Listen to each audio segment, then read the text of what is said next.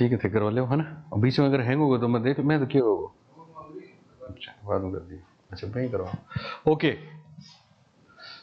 तो अगला टॉपिक है सीसीई। टॉपिक का नाम है सीसीई। सीसीई में पहला सी है कॉन्टिन्यूअस, दूसरा सी है कॉम्प्रिहेंसिव और तीसरा ई है evaluation. Continuous and comprehensive evaluation. लेकिन इसको पढ़ने से पहले हम पढ़ेंगे ये जिसका पार्ट है वो, और वो है SIQE। पहले SIQE की बात करते हैं, फिर CC की बात करते हैं। बहुत महत्वपूर्ण टॉपिक है।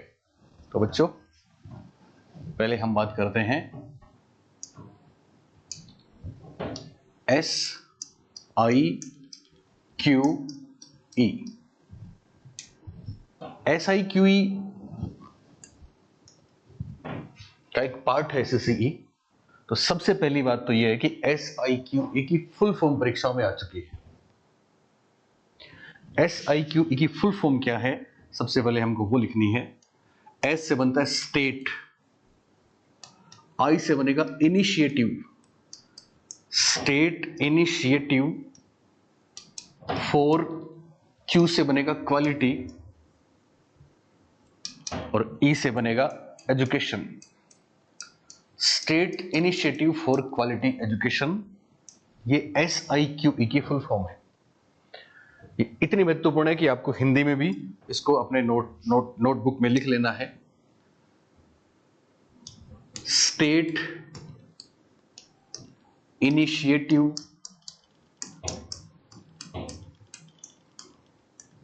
For quality education.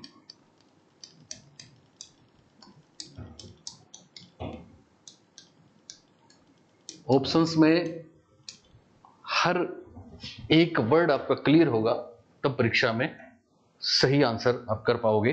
तो SIQE state initiative for quality education, इसकी फुल फॉर्म हमको ध्यान रखनी है। हिंदी में बात करें तो हिंदी में आएगा नहीं, यही आएगा इंग्लिश में। फिर भी कोई अगर बोले कि जब हिंदी में भी होना चाहिए, तो स्टेट का मतलब होता है राज्य, इनिशिएटिव का मतलब होता है पहल, क्वालिटी का मतलब होता है गुणवत्ता, ई का मतलब होता है एजुकेशन। तो अगर हिंदी में आप बनाना चाहें तो ऐसे बनेगा, गुणवत्ता युक्त शिक्षा। गुणवत्ता युक्त शिक्षा के लिए, गुणवत्ता युक्त शिक्षा के लिए राज्य की पहल। गुणवत्ता युक्त शिक्षा के लिए राज्य की पहल। पर ये इंपॉर्टेंट नहीं है, पूछेंगे आपको इंग्लिश में। तो पहली बात SIQE फुल फॉर्म याद रखनी है, state initiative for quality education. आगे चले। ओके, अब दूसरी बात है, आखिर SIQE क्या है और कब लागू हुआ।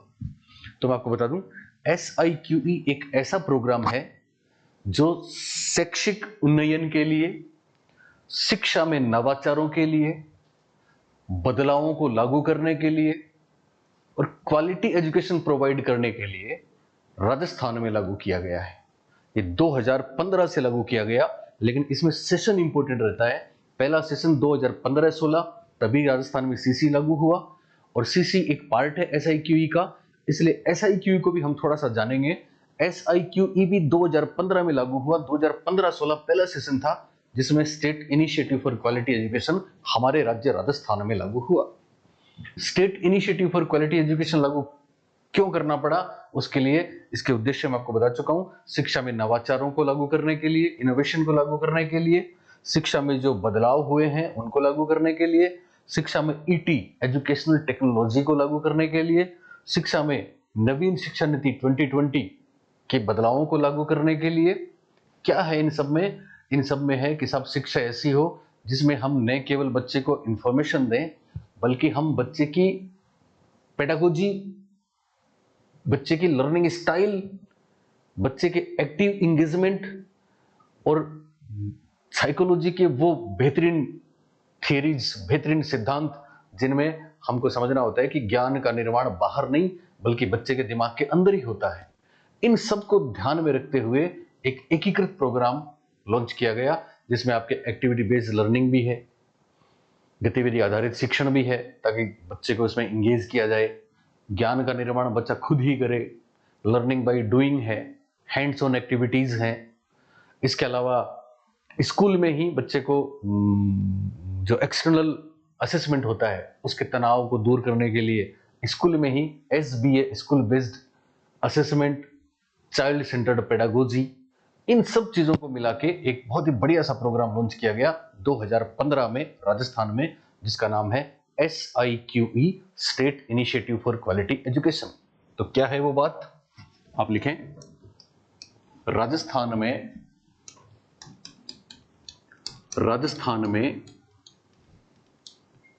2015, एक्चुअली अप्रैल 2015 में एक MOU साइन हुआ था, पर हम इसको सत्र के हिसाब से याद रखेंगे, परीक्षा में वो इंपॉर्टेंट रहेगा। सत्र 2015-16, सत्र 2015-16 से राजस्थान में 2015 सत्र 2015-16 से गुणवत्ता युक्त शिक्षा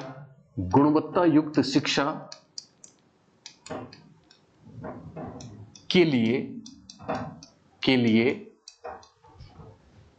SIQE कार्यक्रम लागू किया गया। ये पहली बात है जो हमको ध्यान रखनी है। राजस्थान में 2015 सत्र 2015-16 से गुणवत्ता युक्त शिक्षा के लिए SIQE कार्यक्रम लागू किया गया। दूसरी बात,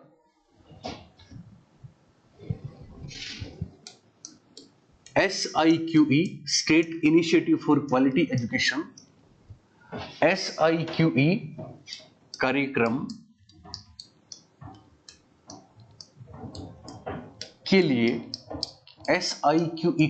के लिए निम्न 5 संस्थाओं में, याद रखना है, निम्न 5 संस्थाओं में MOU किया गया। ये 2015 में किया गया। निम्न 5 संस्थाओं में MOU किया गया। MOU क्या होता है? आपस में हम कोई एग्रीमेंट करते हैं, आपसी समझ के आधार पर कोई एग्रीमेंट लिखते हैं, उसको बोलते हैं MOU। MOU की फुल फॉर्म याद रखना है आपको। MOU की फुल फॉर्म है मेमोरेंडम ऑफ अंडरस्टैंडिंग, यानी आपसी समझ का सहमति पत्र कह सकते हैं। मेमोरेंडम ऑफ अंडरस्टैंडिंग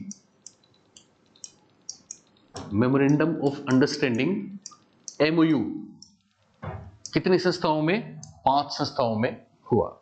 कौन कौन सी वो 5 संस्थाएं हैं?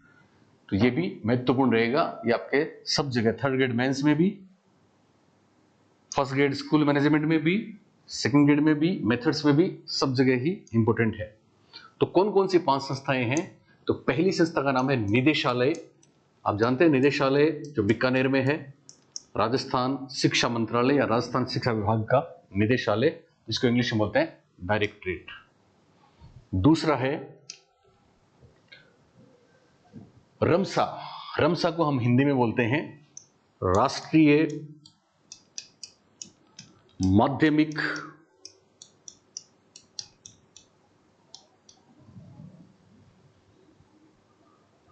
माध्यमिक शिक्षा अभियान। शॉर्ट फॉर्म इंग्लिश में है पर नाम हिंदी के हैं, ठीक है ना। निदेशालय को इंग्लिश में बोलते हैं डायरेक्टरेट, बीकानेर, और इसको इंग्लिश में बोलते हैं रमसा, ऑल आर इन कैपिटल, रमसा, राष्ट्रीय माध्यमिक शिक्षा अभियान।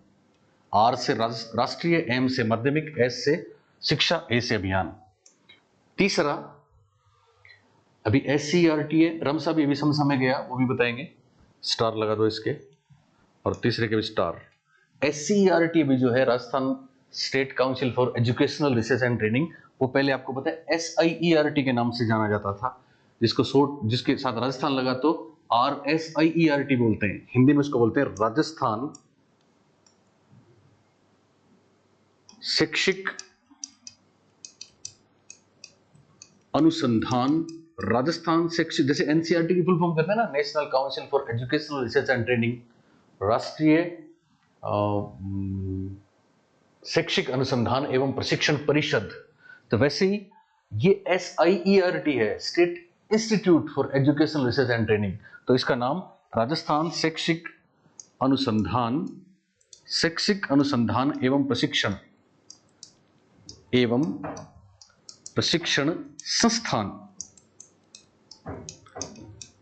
संस्थान इसको बोलते हैं।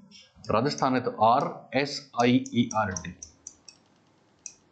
ये तीसरी एजेंसी है। पहली एजेंसी निदेशालय, डायरेक्टरेट, निदेशालय शिक्षा विभाग राजस्थान, डायरेक्टरेट। दूसरा राष्ट्रीय माध्यमिक शिक्षा अभियान रमसा, जयपुर, बीकानेर।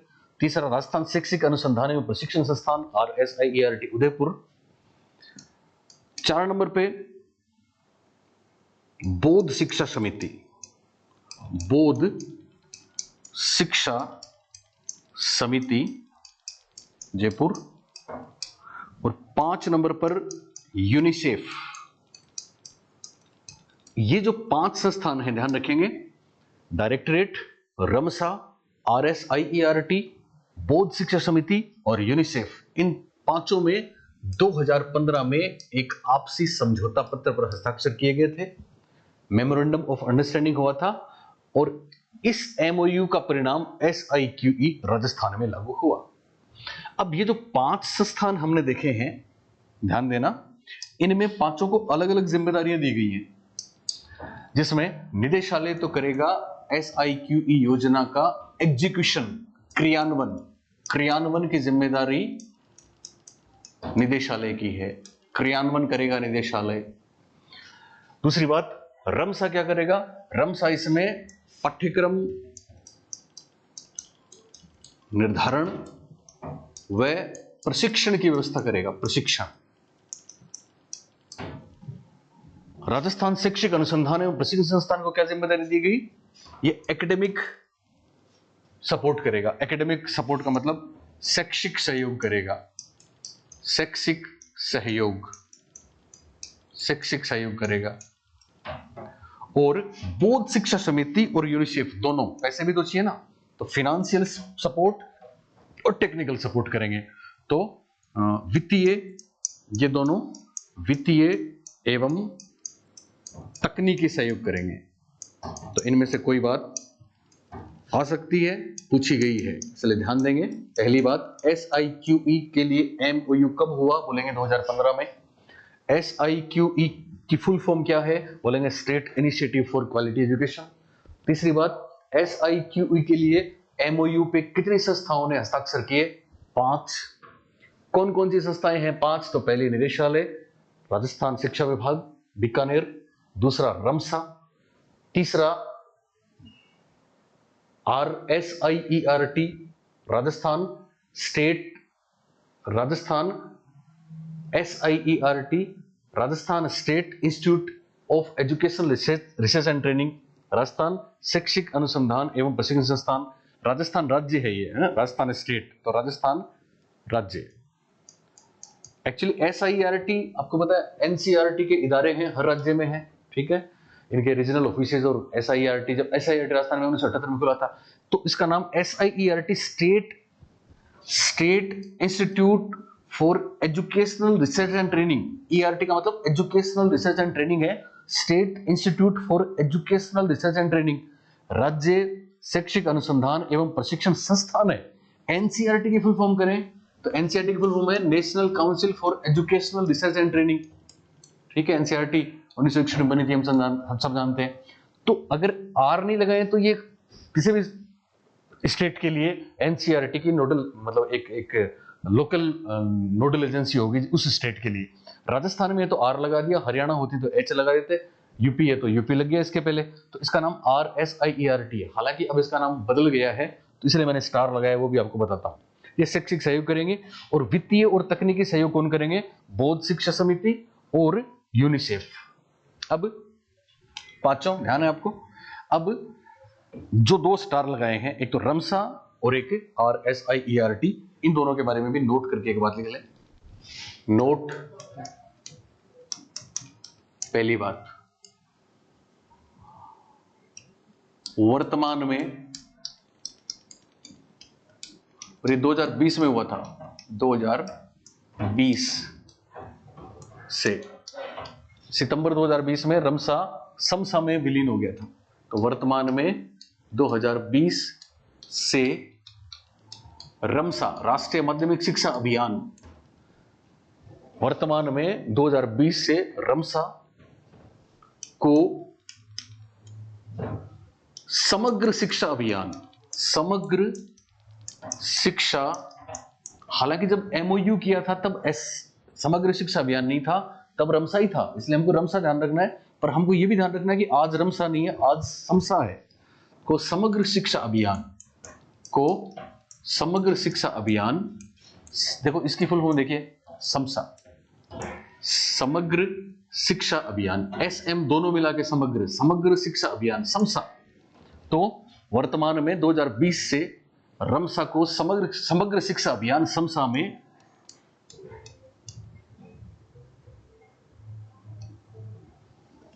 में मिला दिया, समसा में शामिल कर दिया गया, शामिल कर दिया गया है। एक चीज यहां पे आपको और बता दूं मैं, तो समसा की बात करें हम, समसा समग्र शिक्षा अभियान का नाम है। किसका नाम है? समग्र शिक्षा अभियान।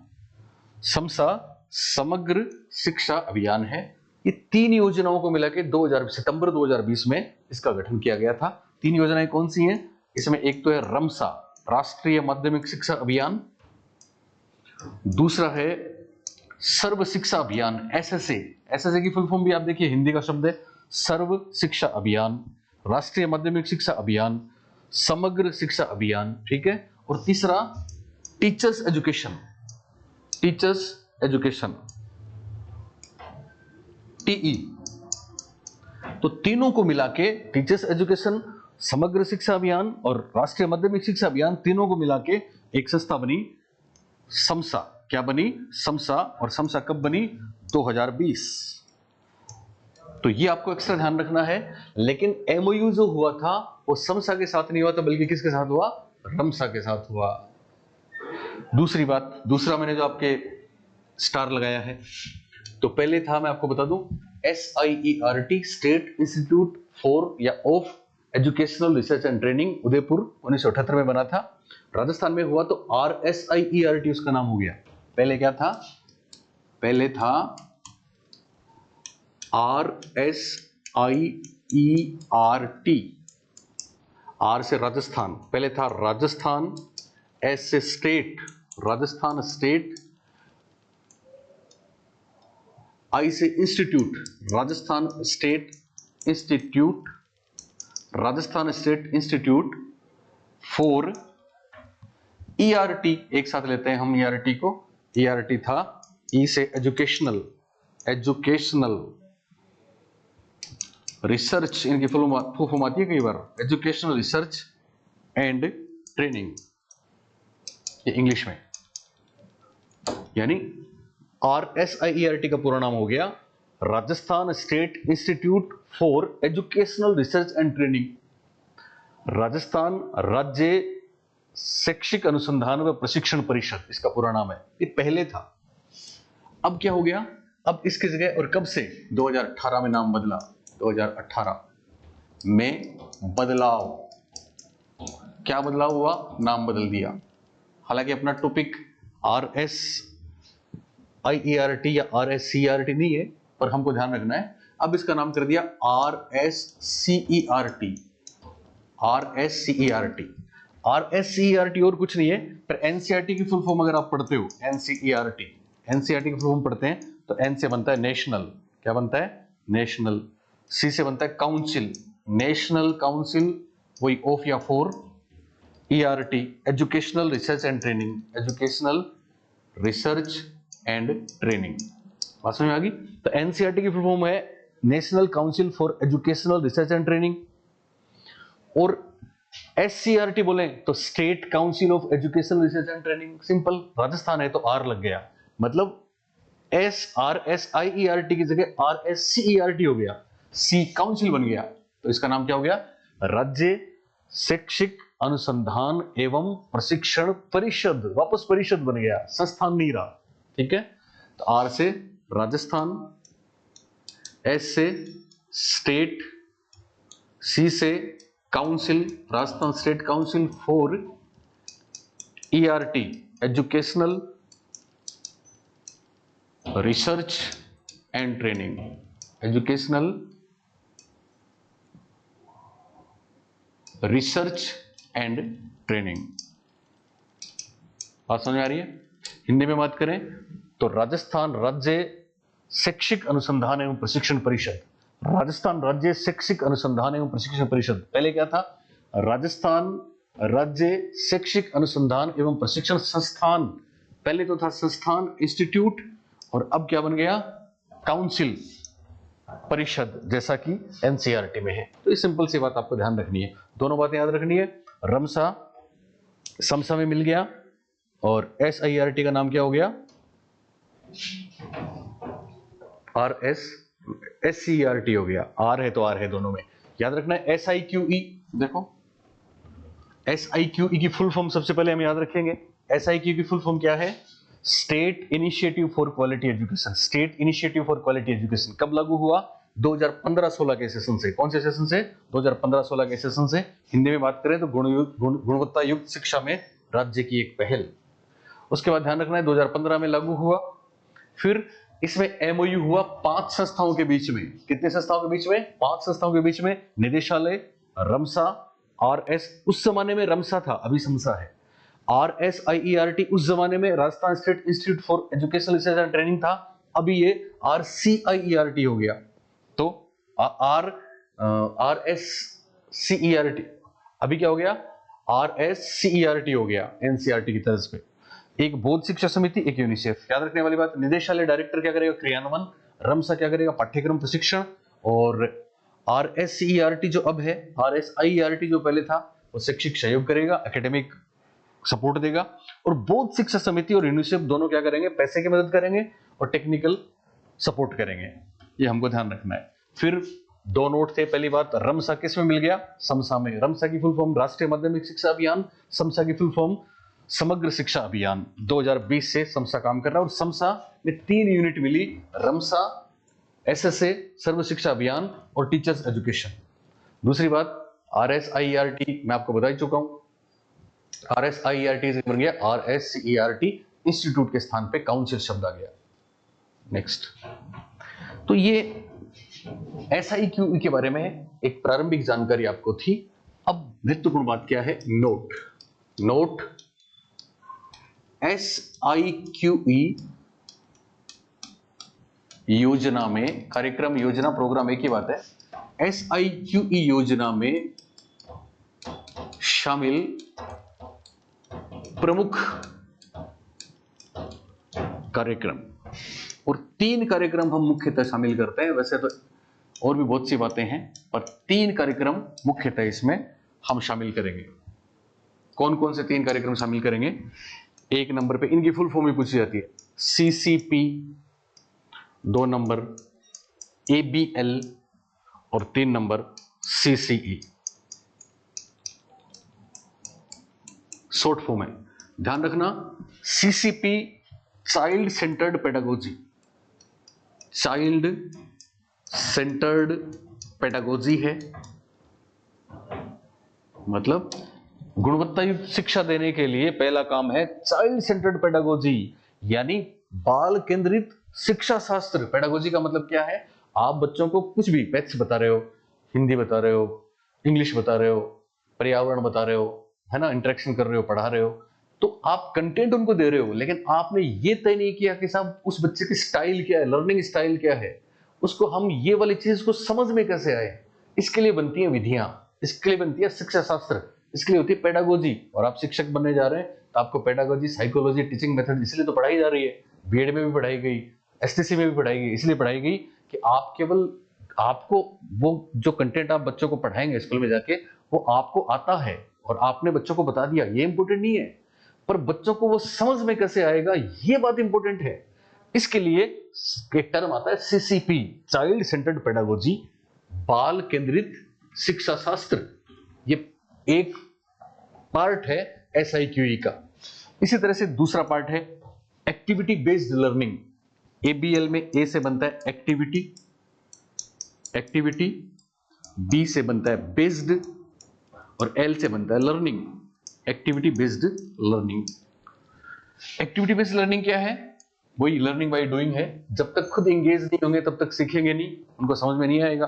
तो बच्चों को खुद करके सिखाओ, खुद करने दो, हैंड्स ऑन एक्टिविटी करने दो, खुद एक्शन करने दो, खुद उसमें एंगेज होने दो, खुद पार्टिसिपेट करने दो, खुद इन्वॉल्व होने दो, तभी तो वो सक्रिय होंगे, तभी तो उनको इंटरेस्ट आएगा, तभी तो शिक्षण प्रभावी होगा। तो पहले तो बच्चे की स्टाइल समझेंगे, बच्चे को कैसे समझ में आए वो हमको नॉलेज होना चाहिए। ये तब होगा जब हम साइकोलॉजी जानते हो, बाल मनोविज्ञान जानते हो, चाइल्ड साइकोलॉजी जानते हो, चाइल्ड डेवलपमेंट जानते हो, शिक्षण की रीतियां, विधियां, तरीके सब जानते हो, पेडागोजी सबको मिला के बोलते हैं। ठीक है, तो इसको बोलते हैं CCP। साथ में केवल बच्चे निष्क्रिय सोता नहीं रहे, बल्कि वो एक्टिव खुद करें, खुद सीखें, खुद प्रश्न पूछें, खुद इंटरेस्ट लें, खुद समस्या का समाधान करें। टीचर तो क्या करेगा, कोई कंस्ट्रक्टिविज्म भी इसमें शामिल है, केवल फैसिलिटी देगा, टीचर तो केवल गाइड करेगा, टीचर तो केवल प्लेटफॉर्म देगा, टीचर तो केवल हेल्प करेगा, सुविधा प्रदान करेगा, सरल करेगा। ओके, ये ABL है। और तीसरी बात है CCE। तो पहले CC से बनता है कॉन्टिन्यूअस, दूसरे से बनता है कॉम्प्रिहेंसिव, कॉम्प्रिहेंशन, कॉम्प्रिहेंसिव आपने सुना होगा, कॉन्टिन्यूअस एंड कॉम्प्रिहेंशन या कॉम्प्रिहेंसिव इवेल्युएशन।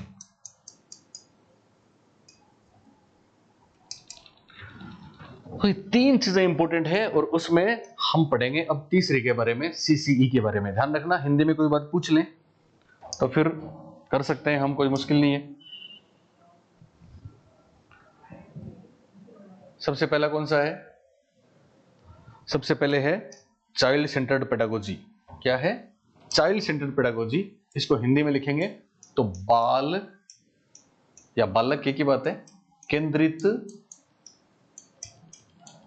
शिक्षा शास्त्र, बाल केंद्रित शिक्षा शास्त्र, CCP। दूसरी बात है एक्टिविटी बेस्ड लर्निंग, गतिविधि आधारित सीखना, गतिविधि आधारित सीखना। और तीसरा कॉन्टिन्यूअस का मतलब सतत एवं व्यापक, कॉम्प्रिहेंसिव का मतलब व्यापक और इवैल्यूएशन का मतलब मूल्यांकन, सतत एवं व्यापक मूल्यांकन। तो जो सतत एवं व्यापक मूल्यांकन योजना है इसके बारे में हम पढ़ने वाले हैं और ये बहुत महत्वपूर्ण है। इससे पहले SIQ के बारे में हमने जो पढ़ा वो सारा महत्वपूर्ण, वो सारा परीक्षाओं में बार बार पूछा गया है, इसलिए ध्यान रखना है। फुल फॉर्म भी कब लागू हुआ, MOU किन के बीच हुआ, पांचों के क्या क्या काम हैं, ये भी हमको ध्यान रखना है। चलिए अब हेडिंग डालिए CCE, CCE, सतत एवं व्यापक मूल्यांकन योजना, सतत एवं व्यापक मूल्यांकन योजना। बच्चों देखो, आपने अभी पिछले दिनों कुछ गैप रहा तो आपके बहुत से कॉल आए कि सर अभी परीक्षा में, हालांकि टाइम है, हम अपने हिसाब से कर रहे थे और मैं आपको क्लासरूम की वीडियो सारे दे रहा था। ये मेरा स्टूडियो की क्लास है, हालांकि फर्क नहीं पड़ता, कंटेंट वाइज कोई दिक्कत नहीं आएगी, पर फिर भी इंटरेक्शन होता है। आप कितना समझ, आपकी पेडागोजी को समझने का मौका मेरे को यहाँ नहीं मिलता, इसलिए मैं चाह रहा था कि मेरी जो ऑफलाइन क्लासेज हैं उसमें ये टॉपिक आए तब मैं आपको कराऊं, लेकिन ये टॉपिक अभी आए नहीं है। तो हमने सोचा, आपके काफी कमेंट्स आ गए सर वैलिडिटी जा रही है, अभी जल्दी कराओ, तो मैं इसको यहाँ करवा रहा हूँ। आप कमेंट करके बताना आपको ये स्टूडियो वाली चीजें अच्छी लग रही है। अगर हाँ तो ठीक है, अगर नहीं तो फिर नहीं तो क्या होगा, हाँ ही है, हाँ ही करना है, परीक्षा में आएगी सब कुछ है ना। पर फिर भी एक चीज मैं आपको बता दूं, ये आपको अच्छी लग रही है आप कमेंट करना। फिर भी हम अगर ऑफलाइन क्लासेस में वापस ये चीजें आएंगी तो वो वीडियोज भी फिर डाल देंगे, पर चूंकि सारी ऑथेंटिक चीजें हम यहीं दे रहे हैं इसलिए उसकी कोई जरूरत है नहीं, पर फिर भी जब वहां पे रिकॉर्ड होगी तो भी वो आपको प्रोवाइड करवा देंगे। सतत एवं व्यापक मूल्यांकन योजना। देखो पहली बात में चक्कर है, बहुत से बच्चे ये नहीं समझते कि सतत का मतलब क्या होता है। आप बोले साहब हम तो जानते हैं सतत का मतलब होता है लगातार, कंटिन्यूअस, अनवरत, बिना रुके। तो मूल्यांकन बिना रुके चले, उम्र भर, मतलब पूरे सेशन चले, ठीक है ना, ये सतत है। व्यापक का मतलब, व्यापक पे बहुत बार प्रश्न पूछे गए हैं। व्यापक का मतलब होता है कि न केवल खाली पढ़ना लिखना ही नहीं है, खेलना भी उतना ही जरूरी है, दूसरी एक्टिविटीज भी उतनी जरूरी है, म्यूजिक भी उतना ही जरूरी है, हैंडीक्राफ्ट भी उतना ही जरूरी है। तो कहने का मतलब बालक का 360 डिग्री होलिस्टिक डेवलपमेंट, सर्वांगीण विकास, सभी पक्ष जिसमें शामिल हो, केवल ज्ञानात्मक नहीं, ज्ञानात्मक, क्रियात्मक, भावात्मक, तीनों पक्ष शामिल हो, उसको तो बोलते हैं कॉम्प्रिहेंसिव, व्यापक। और लगातार चले, ना रुके, केवल एक वार्षिक परीक्षा के आधार पे फेल पास नहीं करेंगे, पूरे साल क्लासरूम में वो जो गुल खिलाता है, क्लासरूम में जो गतिविधियां करता है बच्चा, उसके आधार पे हम उसको प्रमोट या डिमोट करेंगे, उसको बोलते हैं सतत। तो कॉन्सेप्ट याद रखना, सतत का मतलब पूरे साल जो करता है उसके आधार पे उसका मूल्यांकन करेंगे, एक परीक्षा के आधार पे नहीं करेंगे। बोला ना, कक्षा की गतिविधियों से परीक्षा को जोड़ दें। और व्यापक का मतलब केवल एक ज्ञानात्मक पक्ष की बात नहीं करेंगे, सभी पक्षों को मिलाएंगे, तो ये व्यापक होता है, वो सतत होता है। ये सतत और व्यापक मूल्यांकन योजना किसका हिस्सा है? SIQE का एक हिस्सा है। अब सतत और व्यापक मूल्यांकन योजना बात करेंगे राजस्थान की, लेकिन उससे पहले कब शुरू हुई, कहां से शुरू हुई, तो इसमें कुछ बातें हमको देखनी है। सबसे पहली बात बच्चों, सबसे पहली बात आप लिखिए, CCE की शुरुआत, ऑल ओवर इंडिया की बात कर रहे हैं हम। CCE की शुरुआत भारत में, CCE की शुरुआत भारत में 2009 में CBSE विद्यालयों में, central board of secondary education. CBSE की फुल फॉर्म क्या है? Central board of secondary education. जैसे अपने RBSE है, Rajasthan board of secondary education है ना, RBSE, Rajasthan board of secondary education, ठीक है, वैसे ही central board of secondary education. तो यहां शुरू हुई CCE की शुरुआत भारत में 2009 में CBSE विद्यालयों में, CBSE स्कूलों में। कब शुरू हुई थी? 2009 में, कक्षा 9 में, कक्षा भी 9 ही है, कक्षा 9 से हुई। बस इतना याद रखना है। अगले साल 2010 में कक्षा 10 में लागू किया था, फिर कभी 8वीं में लागू किया, फिर 4 क्लासों में किया, फिर सब में किया। हमको CBSE स्कूल की बात नहीं करनी है, हम तो बात करेंगे RBSE स्कूलों की, राजस्थान की बात करेंगे। तो पहली महत्वपूर्ण बात, CCE की शुरुआत भारत में 2009 में CBSE स्कूलों में कक्षा 9 से हुई। अब राजस्थान की बात करें हम, तो अगली बात, राजस्थान में, हेडिंग डालिए, राजस्थान में CCE, राजस्थान में CCE। तो देखो राजस्थान में CCE कब लागू हुआ, सेशन वाइज हम बात करेंगे, लेकिन उस डेट से इंपॉर्टेंट इसका बैकग्राउंड है, कुछ माइलस्टोन है कि सब CCE की जरूरत हमको क्यों पड़ी। इसके लिए कुछ बातें ध्यान रखनी है। वो क्या क्या है? तो देखो, सर्वप्रथम पहली बात, राष्ट्रीय शिक्षा नीति 1986, जिसको शॉर्ट में हम बोलते हैं NPE 1986, NPE 1986, national policy of education या फॉर एजुकेशन, हिंदी में बोलते हैं राष्ट्रीय शिक्षा नीति, राष्ट्रीय शिक्षा नीति 1986 में, राष्ट्रीय शिक्षा नीति 1986 में या NPE 1986 में मूल्यांकन को सतत एवं व्यापक, मूल्यांकन को सतत एवं व्यापक बनाने पर बल दिया गया, सतत एवं व्यापक बनाने पर बल दिया गया। यह पहली महत्वपूर्ण घटना। उसके बाद दूसरी बात फिर आता है NCF 2005, NPE 1986, राष्ट्रीय शिक्षा नीति 1986। आप जानते हैं NPE 1986, POA 1992, ठीक है, ये बातें मैं आपको NCF 2005 पढ़ा चुका हूं, तो उसमें बता चुका हूं। तो एनसीएफ 2005 में परीक्षा को कक्षा की गतिविधियों से जोड़ने, एनसीएफ 2005 की डायरेक्टिव पॉलिसीज हैं। एनसीएफ 2005 के निर्देशक तत्व है 5। पढ़ाई को विद्यालय के बाहरी जीवन से जोड़ दें, पढ़ाई को रटंत प्रणाली से मुक्त कर दें, चहुमुखी विकास के अवसर दें, बोला ना ऐसा। उसमें एक निर्देशक तत्व है परीक्षा को कक्षा की गतिविधियों से जोड़ दें। तो वो प्लस उसके अलावा एनसीएफ 2005 निर्मितवाद कंस्ट्रक्टिविज्म को भी मानता है, 360 डिग्री होलिस्टिक डेवलपमेंट की भी बात करता है। तो एनसीएफ 2005 में परीक्षा को कक्षा की गतिविधियों, एनसीएफ 2005 में परीक्षा को कक्षा की गतिविधियों से जोड़ने पर, परीक्षा को कक्षा की गतिविधियों से जोड़ने पर तथा छात्र के 360 डिग्री का मतलब समझते हो? 360 डिग्री जैसे एस के वाई चारों तरफ, यहां 360 डिग्री का मतलब है होलिस्टिक डेवलपमेंट, सर्वांगीण विकास। छात्र का कैसा विकास? सर्वांगीण विकास, केवल एक पक्ष नहीं बल्कि सभी पक्ष। एनसीएफ 2005 में परीक्षा को कक्षा की गतिविधियों से जोड़ने पर तथा छात्र के 360 डिग्री विकास पर, 360 डिग्री डेवलपमेंट पर बल दिया गया। ये दूसरी बात है, पर बल दिया गया।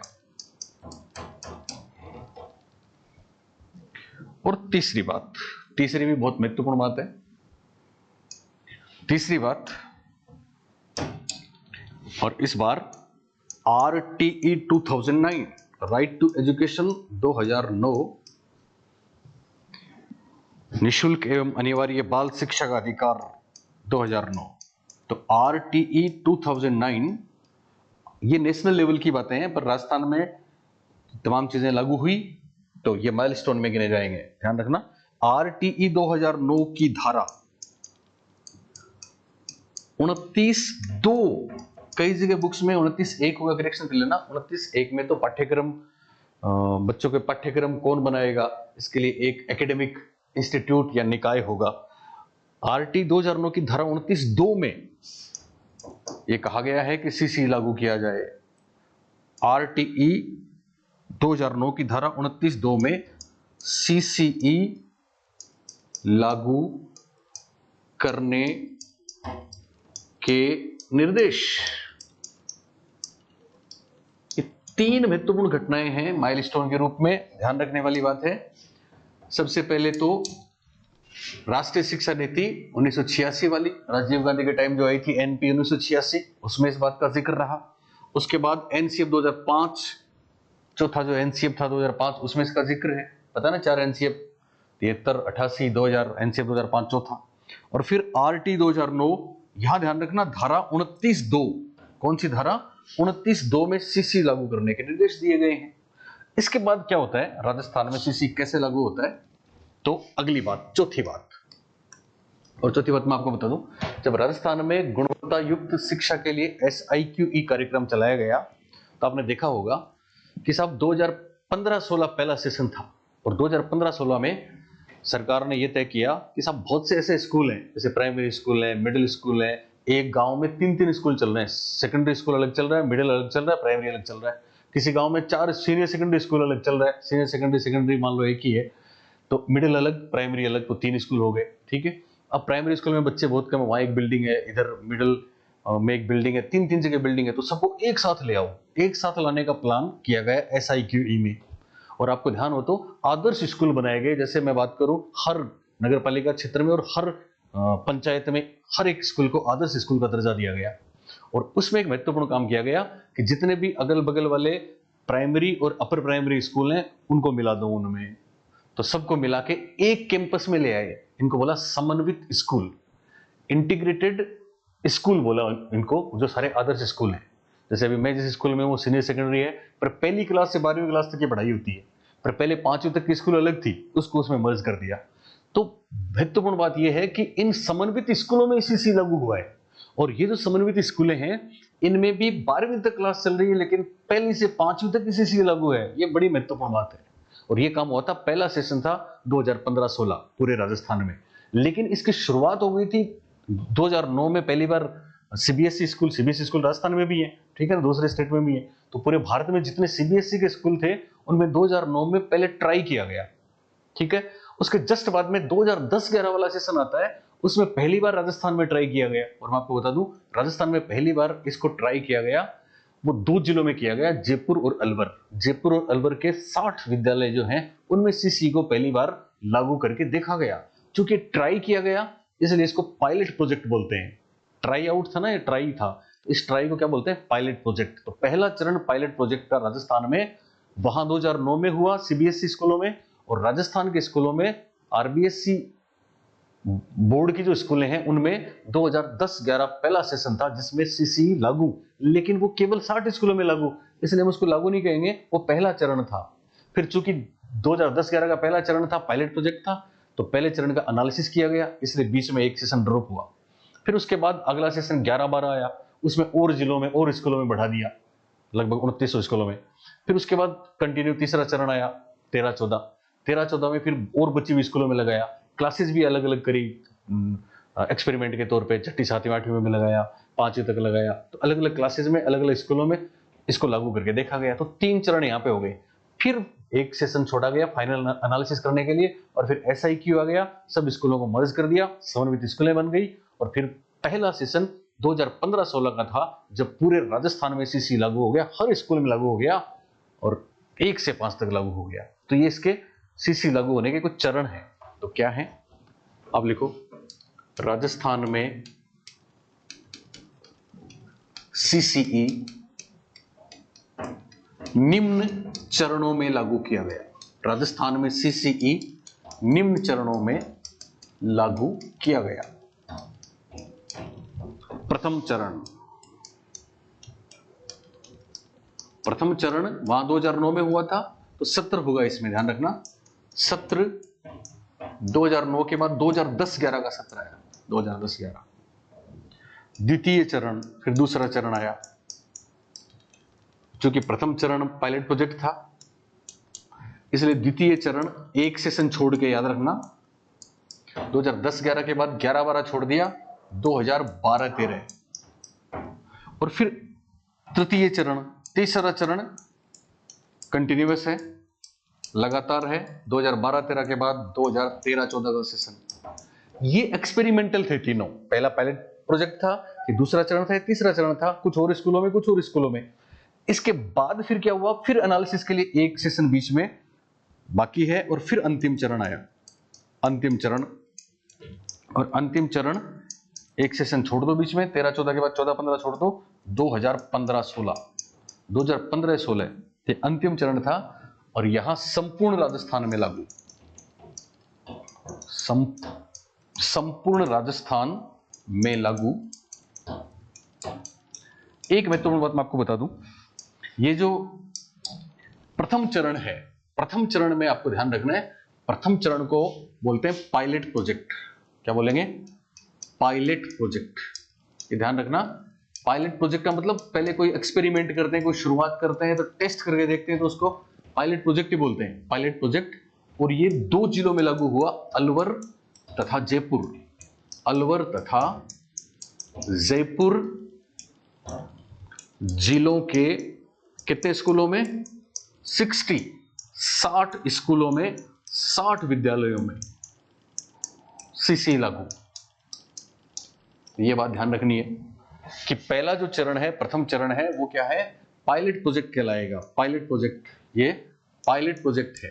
और पायलट प्रोजेक्ट का मतलब पहले एक्सपेरिमेंट करके देखा, केवल 2 जिलों में, जयपुर अलवर में, कितने विद्यालयों में, 60 विद्यालयों में, और सत्र है 2010-11। अब चूंकि उसके बाद एनालिसिस किया तो एक गैप हो गया, फिर दूसरा चरण 2012-13 आया, उसमें और कई जिलों में, कई स्कूलों में देखा गया। फिर अगले चरण में 2013-14 में कई स्कूलों में, कई जिलों में देखा गया। और फिर अंतिम चरण आता है 2015-16। कौन सा, 2015-16। और 2015-16 में सीसी कहां लागू हुआ, संपूर्ण राजस्थान में। आप देखिए 2015-16 में लागू है, और यहां देखिए SIQE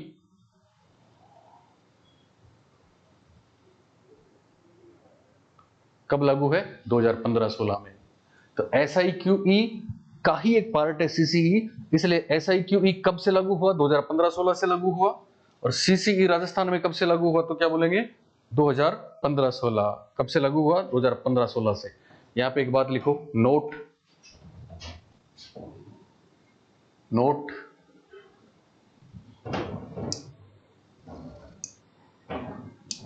लिखिए, नोट राजस्थान में सत्र 2015-16 से सभी समन्वित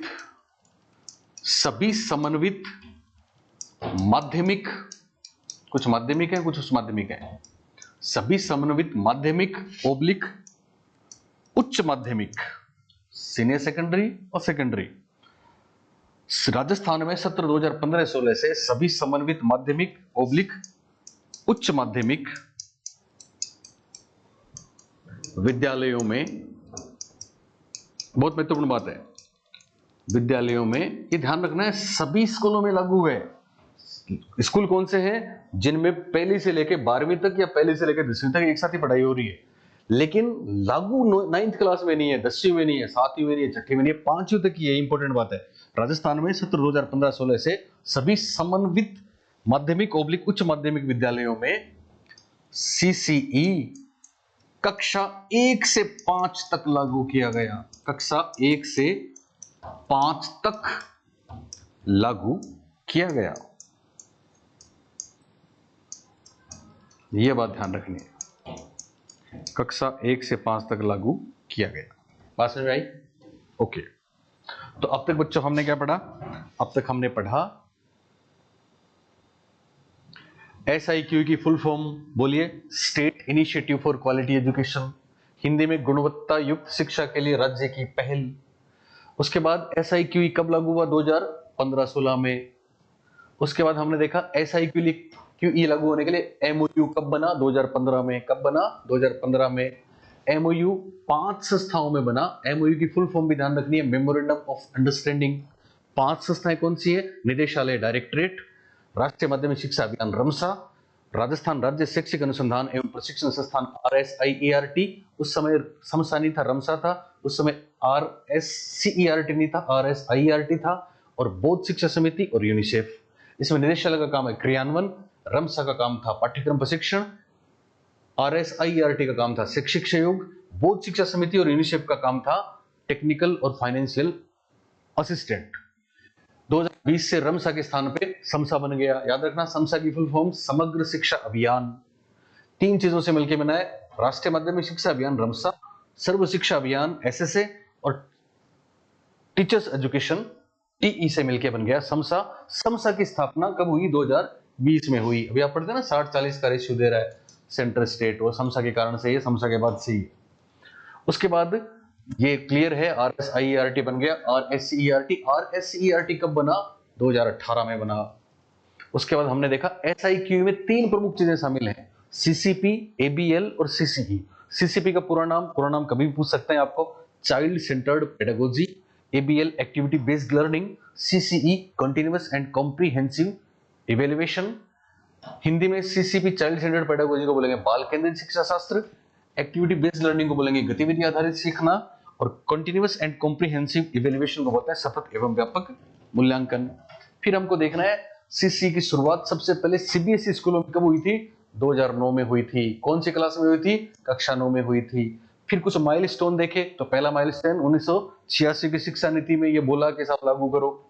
NCF 2009 में बोला लागू करो, 360 डिग्री डेवलपमेंट होना चाहिए। और RT 2009 की कौन सी धारा है जो CCE के प्रोविजन को लागू करती है? तो 29/29(2) में निर्देश है। उसके बाद राजस्थान में CCE लागू 3 चरणों में नहीं 4 चरणों में हुआ। पहला चरण पायलट प्रोजेक्ट कहलाता है। पायलट प्रोजेक्ट कौन से 2 जिलों के स्कूलों में? जयपुर अलवर के स्कूलों में। कितने स्कूलों में? 60 विद्यालयों में। कब हुआ था पायलट प्रोजेक्ट राजस्थान में? 2010-11 का सेशन, क्योंकि इससे पहले CBSE में 2009 में हो गया था। 9 के बाद 10 ही आता है, तो 10-11 का सेशन राजस्थान में हुआ केवल 60 विद्यालयों में। फिर दूसरा चरण, एक सेशन ड्रॉप कर दिया 10-11 के बाद, 11-12 ड्रॉप किया, 12-13 दूसरा और फिर तीसरा 13-14, और फिर अंतिम निर्णय से पहले एक सेशन ड्रॉप किया, तो अंतिम 2015-16 में संपूर्ण राजस्थान में लागू। लेकिन खास बात, संपूर्ण राजस्थान में ये लागू कौन सी कक्षा तक ही होता है, तो कक्षा 1 से 5 तक, ये ध्यान रखना, कक्षा 1 से 5 तक ही सीसी लागू है। ओके। अगली बात, अब सीसीई के उद्देश्य, आखिर क्यों लागू हुआ, उद्देश्य क्या है, क्या करना है। तो सीसीई के उद्देश्य कुछ बहुत सामान्य सी बातें हैं जो आप थोड़ा सा दिमाग लगाओगे, कंसेप्चुअली क्लियर कर दोगे, कोई मुश्किल नहीं है। क्या क्या उद्देश्य है, तो पहला देखो, सीसीई के उद्देश्य भी वो हो सकते हैं, एसआईक्यूई के भी उद्देश्य सेम है। तो ऐसी कोई बात आ जाए परीक्षा में तो चिंता की बात नहीं है।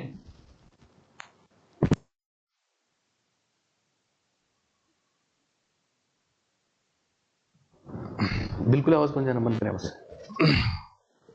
ठीक है। हाँ तो बच्चों, एसआईक्यूई और सीसी दोनों के उद्देश्य सेम है। तो क्या उद्देश्य है, पहला उद्देश्य वही गुणवत्ता युक्त शिक्षा देना, गुणवत्ता युक्त शिक्षा प्रदान करना। दूसरा उद्देश्य क्या हो सकता है, जो इनोवेशन होते हैं, जो नवाचार होते हैं, जो बदलाव होते हैं, उनको आप लागू करें तो कोई प्रोजेक्ट लाना पड़ेगा, कोई कार्यक्रम लाना पड़ेगा, तो प्रोजेक्ट है ये। तो नवाचार समझते हैं, जो इनोवेशन करते हैं हम, वो नवाचार हैं। नवाचारों तथा बदलावों को, शिक्षा में नवाचार है ये, नवाचारों तथा बदलावों को क्रियान्वित करना। केवल दिमाग में सोच ली सृजनात्मक बातें, वो ही नहीं, क्रियान्वित करना पड़ेगा, क्रियान्वित करना। नवाचारों और बदलावों को क्रियान्वित करेंगे, है ना, गुणवत्ता युक्त शिक्षा देंगे, नवाचार बदलाव एग्जीक्यूट करेंगे। तीसरी बात, बालकों का एक पक्षीय नहीं बल्कि चहुमुखी, देखो बालकों का चहुमुखी विकास कह दें, सर्वांगीण विकास कह दें, होलिस्टिक डेवलपमेंट कह दें,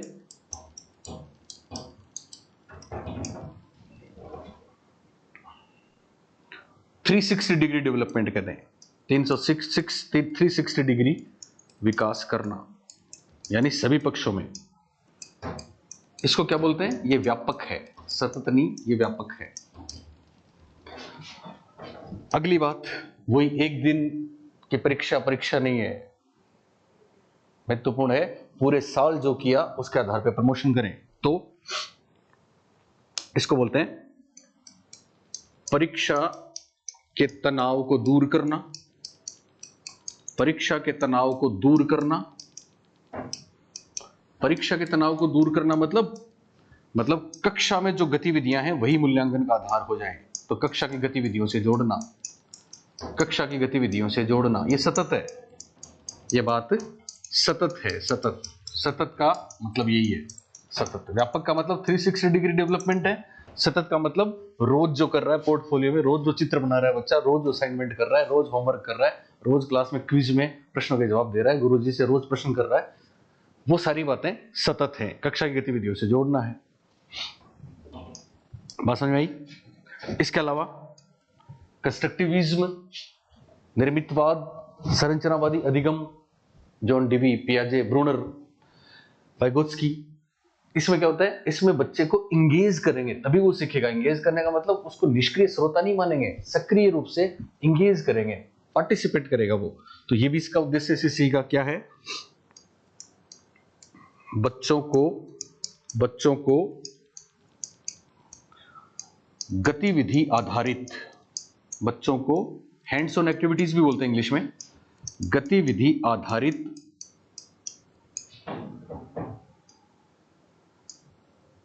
शिक्षण अधिगम प्रक्रिया, बच्चों को गतिविधि आधारित शिक्षण अधिगम प्रक्रिया, टीचिंग लर्निंग प्रोसेस, बच्चों को गतिविधि आधारित शिक्षण अधिगम प्रक्रिया में,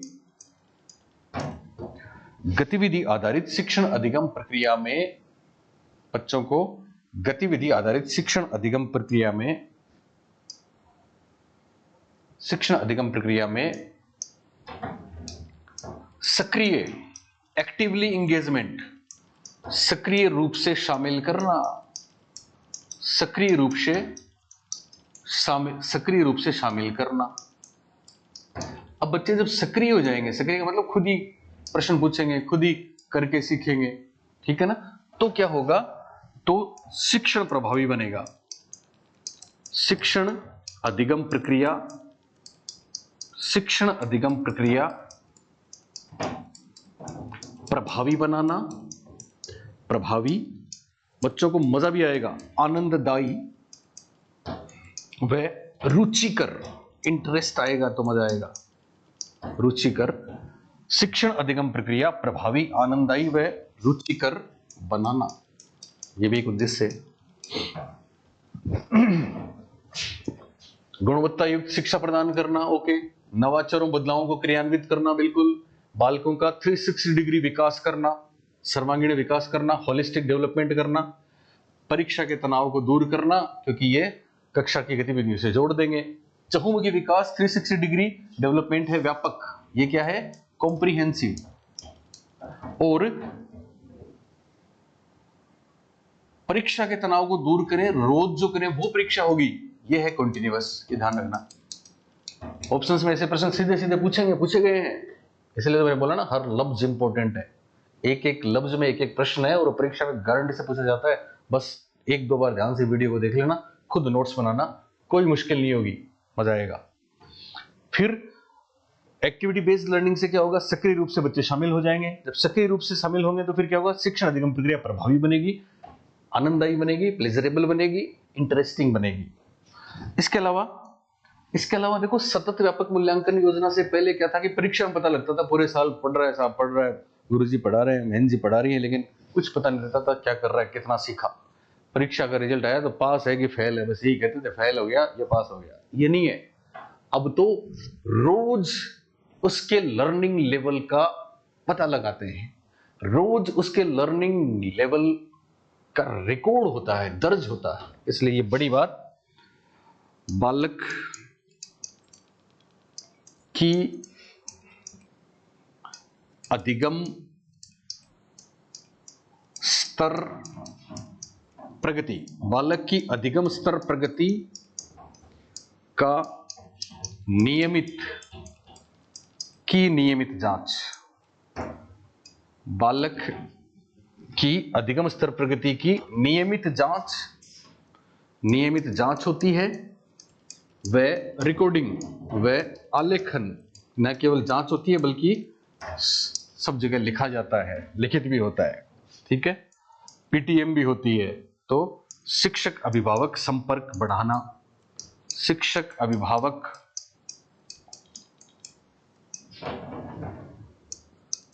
संप्रेषण, और महत्वपूर्ण बात, इसमें बहुत सी ऐसी एक्टिविटीज हैं जिनमें बच्चों में सृजनात्मक चिंतन और सृजनात्मक कौशलों का विकास होता है, तो ये भी एक महत्वपूर्ण बात है। बालक में सृजनात्मक चिंतन,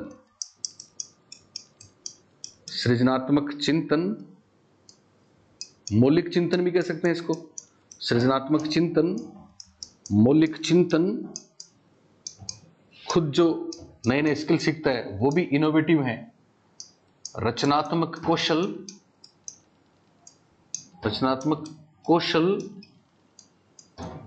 कौशलों का विकास,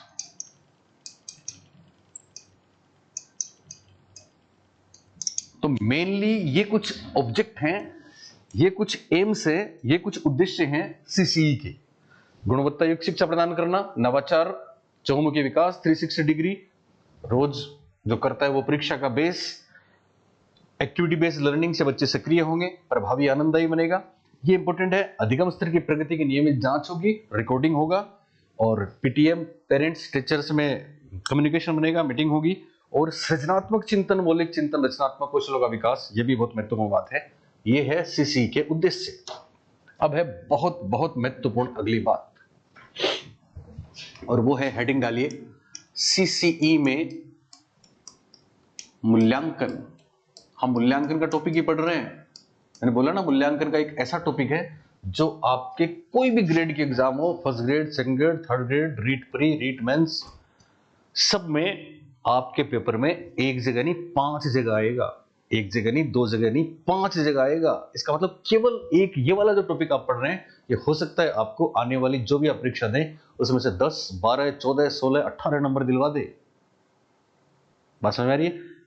पेडागोजी टीचिंग मेथड में भी आएगा, सेकंड ग्रेड में, रीट में हर जगह, आपके हर सब्जेक्ट में। रीट में जैसे आप L2 दे रहे हो तो साइंस मैथ में भी 15 प्रश्न, साइंस मैथ में फॉर एग्जांपल मैथ में 30 प्रश्न आएंगे, उनमें से 15 पेडागोजी के आएंगे और 15 में से 8 प्रश्न इसमें से आएंगे जो मैं पढ़ा रहा हूं। कितना शॉर्ट सटीक है, इसलिए ध्यान से बच्चों।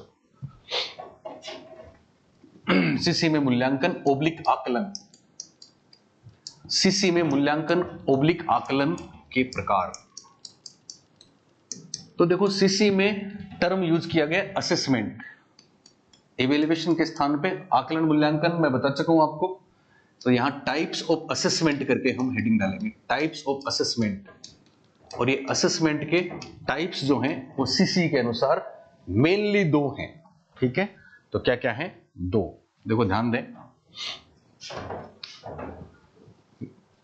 2 प्रकार। कितने प्रकार? 2। कितने प्रकार? 2। एक तो जब पढ़ाई चल रही है उसके बीच में हो जाए, दरमियान, दौरान। एक पढ़ाई पूरी हो जाए, 1 साल की है तो 1 साल पूरा हो जाए, उसके बाद हम जो पुरानी परीक्षाएं लेते थे वो अंत में। तो जो बीच में होता है उसको बोलते हैं FA। क्या बोलते हैं? FA, फॉर्मेटिव असेसमेंट, समझ लें। और जो अंत में होता है उसको बोलते हैं SA, समेटिव असेसमेंट। तो फॉर्मेटिव असेसमेंट बीच में होता है, समेटिव असेसमेंट लास्ट में होता है। फॉर्मेटिव असेसमेंट को रचनात्मक मूल्यांकन, रचनात्मक आकलन या रचनात्मक मूल्यांकन या निर्माणात्मक आकलन कह सकते हैं, फॉर्मेटिव है। समेटिव असेसमेंट को योगात्मक आकलन या सकलात्मक आकलन या समग्रात्मक आकलन कह सकते हैं। चूंकि ये बीच में होता है इसलिए ये प्रोसेस है। ये क्या है? प्रोसेस है। और ये अंत में होता है इसलिए ये प्रोडक्ट है। ध्यान देना, ये बीच में होता है इसलिए ये प्रक्रिया है, ये अंत में होता है इसलिए ये उत्पाद है, परिणाम है। इसमें क्या जांच किया जाता है? इसमें जांच किया जाता है बालकों को समझ में आ रहा है कि नहीं, उनके लर्निंग गैप्स क्या हैं, कहां प्रॉब्लम है, अधिगम रिक्तियां क्या हैं। तो जहां समस्या है बीच में वो देखा जाता है। और इसमें इस बात को देखा जाता है कि हमने जो ऑब्जेक्टिव्स बनाए थे, हमने जो शिक्षण उद्देश्य तय किए थे, वो मिले कि नहीं मिले।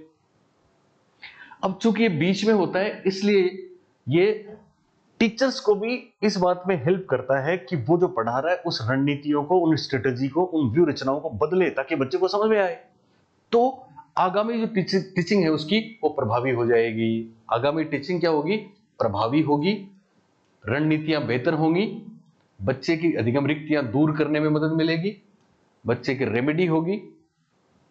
और इसमें क्या होता है? इसमें केवल ये तय करते हैं कि जो हमने उद्देश्य निर्धारित किए थे वो मिले कि नहीं मिले। मिले तो अगली क्लास में भेज दो, नहीं मिले तो इसी में रहने दो। इसको बोलते हैं पास और फेल। और पास और फेल पहले मार्क्स आते थे, आजकल पास और फेल के आती है ग्रेडिंग्स। क्या आती है? ग्रेडिंग्स। तो बहुत बार परीक्षा में पूछा जाता है, इसमें ग्रेडिंग्स नहीं होती, इसमें ग्रेडिंग्स होती हैं। और चूंकि बीच में होता है इसलिए एक टर्म और जरूर याद रखना, फीडबैक। इसमें फीडबैक लिया जाता है, दिया जाता है। इसमें फीडबैक कोई नहीं है, केवल इंफॉर्मेशन है कि तू तो अगली क्लास में गया और तू रह गया। अब चूंकि बीच में होता है इसलिए इसको शिक्षण अधिगम प्रक्रिया के दौरान होता है, बीच में होता है, फॉर्मेटिव असेसमेंट है, इसलिए इसको हम, और फिर बीच में होगा तो आगे की शिक्षण प्रक्रिया सुधारने के लिए भी होता है, इसलिए इसको हम फोर लर्निंग भी कहते हैं। क्या कहते हैं? Four learning. और ये शिक्षण प्रक्रिया के अंत में होता है, बाद में होता है, इसलिए इसको ऑफ लर्निंग भी कहते हैं। तो इतनी बातें हमको देखनी है। Four learning, of learning, FA, SA, process, product, प्रभावी, फीडबैक, ये ऑब्जेक्टिव्स। इतना हुआ तो फिर कोई दिक्कत नहीं है। FA और SA पे गारंटी से आपके कितने भी प्रश्न आ सकते हैं, वो सही हो जाए। क्या है? लिखो, CC में मूल्यांकन और आकलन के प्रकार। असेसमेंट, तो पहले पहले आप लिखो रचनात्मक आकलन। रचनात्मक आकलन, इसको रचनात्मक आकलन कहते हैं, बीच में होता है, इसलिए इसको निर्माणात्मक आकलन भी कहते हैं। मूल्यांकन आकलन एक ही बात है, यहां पे चिंता की बात नहीं है। रचनात्मक आकलन या फिर निर्माणात्मक आकलन, इंग्लिश में असेसमेंट फॉर लर्निंग बोलेंगे। Assessment for learning. ओके, क्या क्या खास है इसमें? तो शॉर्ट में मेरा तरीका यही है, पूरे लंबे सेंटेंस लिखने की जरूरत नहीं है। रचनात्मक आकलन, निर्माणात्मक आकलन लिखो। यह है शिक्षण अधिगम प्रक्रिया के दौरान किया जाता है। शिक्षण अधिगम प्रक्रिया के दौरान यानी बीच में, मध्य में, ड्यूरिंग टीचिंग लर्निंग प्रोसेस, दौरान होता है। ठीक है साहब, दौरान होता है। जब दौरान होता है तो इसमें प्रतिपुष्टि, हिंदी में प्रतिपुष्टि या फीडबैक इंपॉर्टेंट होता है। प्रतिपुष्टि इंग्लिश में फीडबैक शामिल है, इसमें फीडबैक शामिल है। तीसरी बात, चूंकि ये बीच में होता है, क्यों होता है ये? ताकि किसी को समझ में नहीं आए उसका पता लगे, और आगे से उसको समझ में आए तो शिक्षक अपना तरीका भी बदल दे। तो यहां महत्वपूर्ण हो गया, बालकों की लर्निंग गैप्स को बोलते हैं अधिगम रिक्तताएं। कहां कमजोरी है? अधिगम रिक्तताएं या अधिगम रिक्तियों को जानना व शिक्षण की रीतियों, विधियों व व्यूह रचनाओं, स्ट्रेटजीज, तरीके, व्यूह रचनाओं को बदलना, संशोधित करना। क्यों करें ऐसा?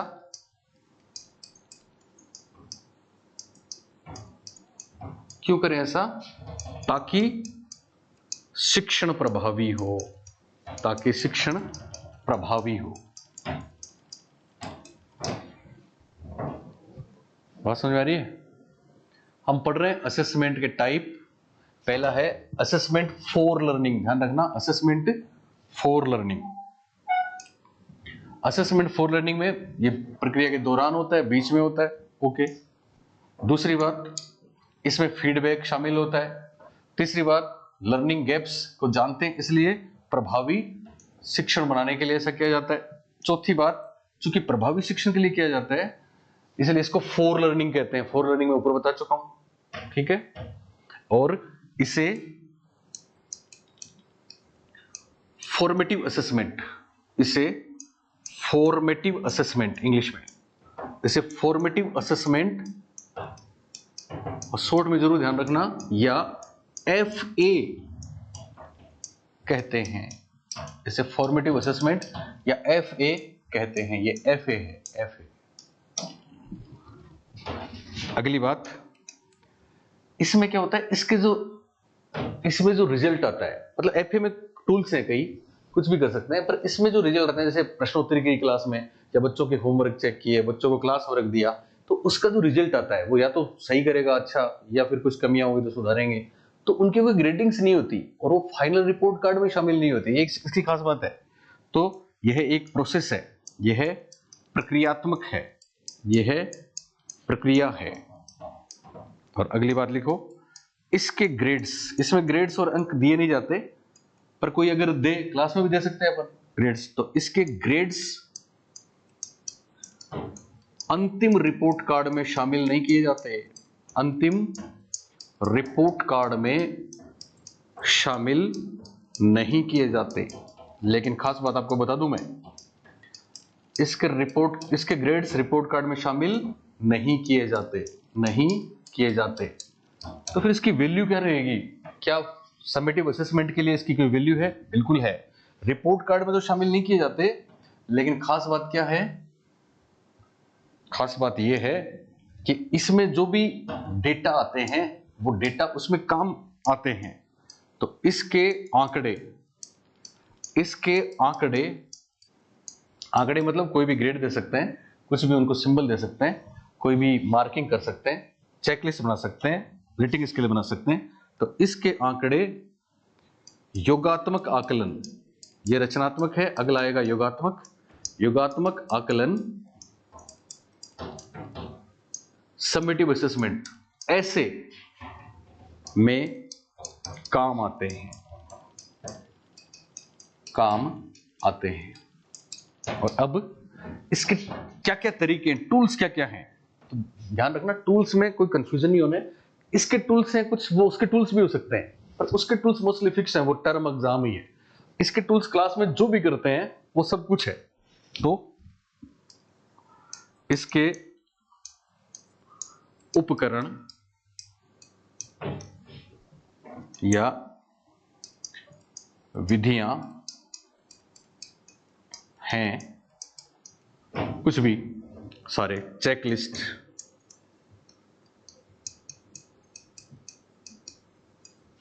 पोर्टफोलियो, हर बच्चे की एक फाइल होती है। पोर्टफोलियो क्या है? हर बच्चे की एक फाइल होती है। आप इंटर्नशिप पे गए तो आपने देखा होगा, उसमें वो जो भी गतिविधियां करता है वो उसमें लगाते हैं, एज इट इज चित्र बनाता है, लगाते हैं, टेस्ट देते हैं, पेपर पेंसिल टेस्ट देते हैं, उसमें कितने मार्क्स आए वो सब लगाते हैं। तो फाइल बनती है हर बच्चे की, जिसमें उसकी फोटो लगी रहती है, उसकी तमाम गतिविधियां लगी रहती है। चेकलिस्ट बना सकते हैं, पोर्टफोलियो।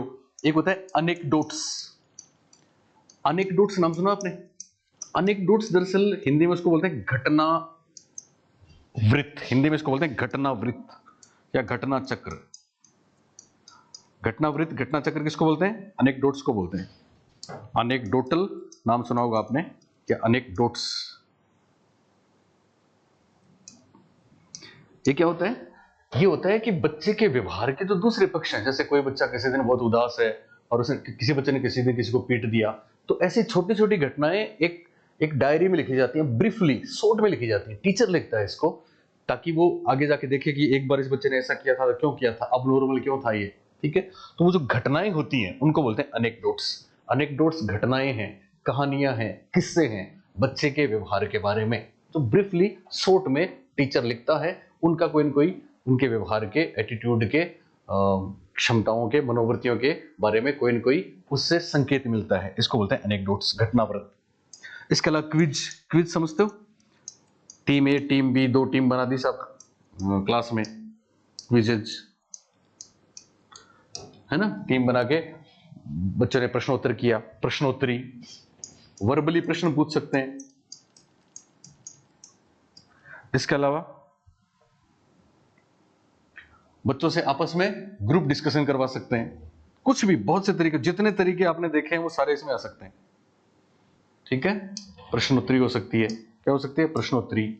इसके अलावा होमवर्क, गृह कार्य। गृह कार्य भी एक टर्म है, एक टूल है एफए की। Assignment work, assignment work English में आ गया तो आपको लगा असाइनमेंट वर्क कक्षा कार्य क्यों कहते हैं? असाइनमेंट वर्क, ठीक है। वर्क बुक भरवा लिया उससे, कार्यपत्रक, कार्यपत्रक, कार्य पुस्तिकाएं, कार्य पुस्तिका, वर्क बुक, कुछ भी। एक होती है एग्जिट टिकट। एग्जिट टिकट क्या होती है?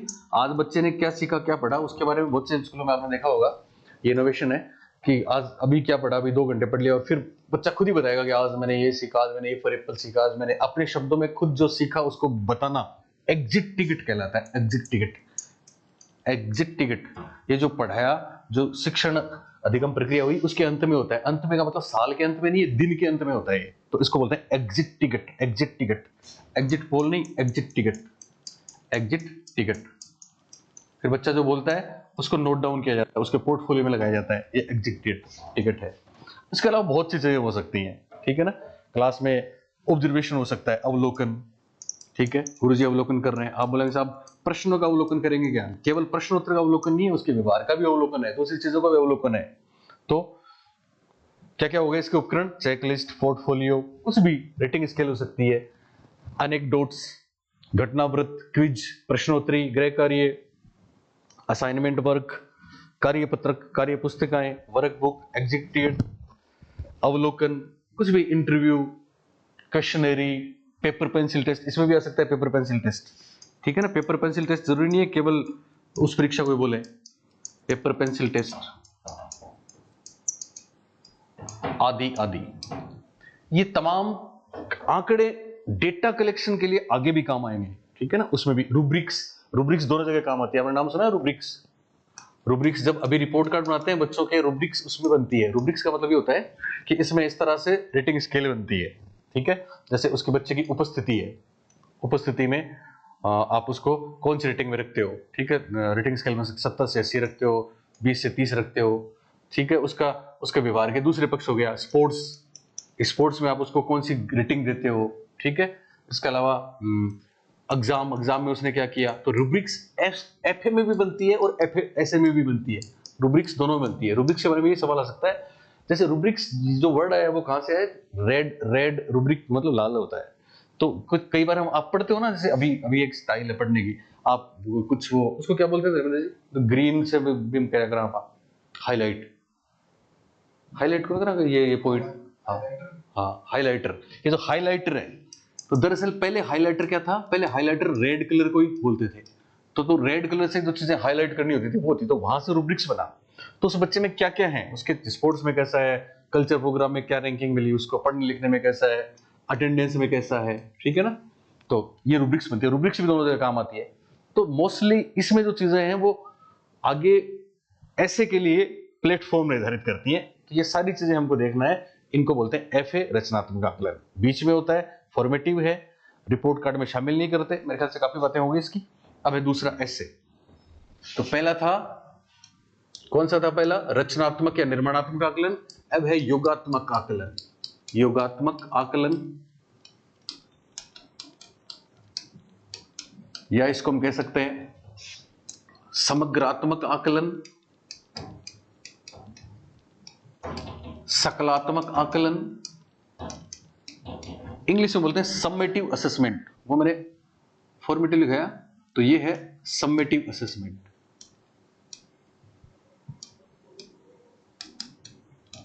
नहीं, वो मैंने आपको क्या लिखाया था, फॉर लर्निंग लिखाया था क्या,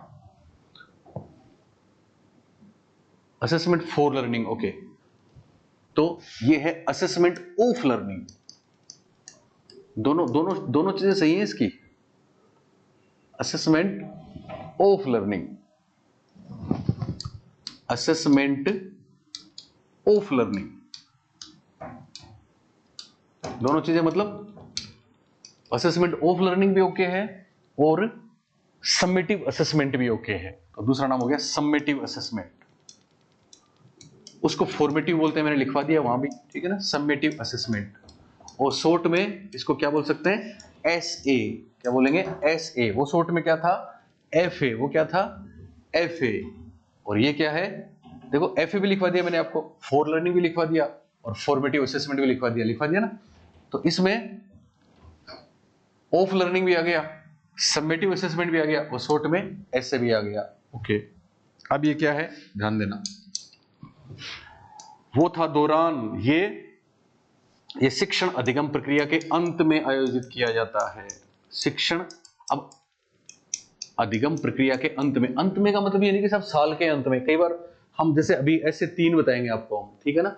तो पहला ऐसे 3 महीने बाद, दूसरा 3 महीने बाद, तीसरा 3 महीने बाद। तो उस दरमियान जो यूनिट पूरी हो गई वो शिक्षण अधिगम प्रक्रिया पूरी हो गई। तो शिक्षण अधिगम प्रक्रिया के अंत में, एट द एंड पॉइंट, प्रक्रिया के अंत में आयोजित किया जाता है। शिक्षण अधिगम प्रक्रिया के अंत में आयोजित, ठीक है। दूसरी बात, ये परिणाम है या उत्पाद है, प्रोडक्ट है, वो प्रोसेस था।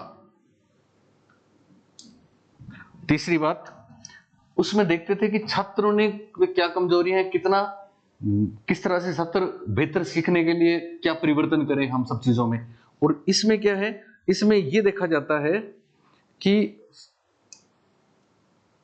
इसमें शैक्षिक उद्देश्य, आपने जो शिक्षण उद्देश्य, माफ करें थोड़ा सा फर्क है शिक्षण उद्देश्य शैक्षिक उद्देश्यों में। शैक्षिक उद्देश्य वाइड है, शिक्षण उद्देश्य उनका एक पार्ट है।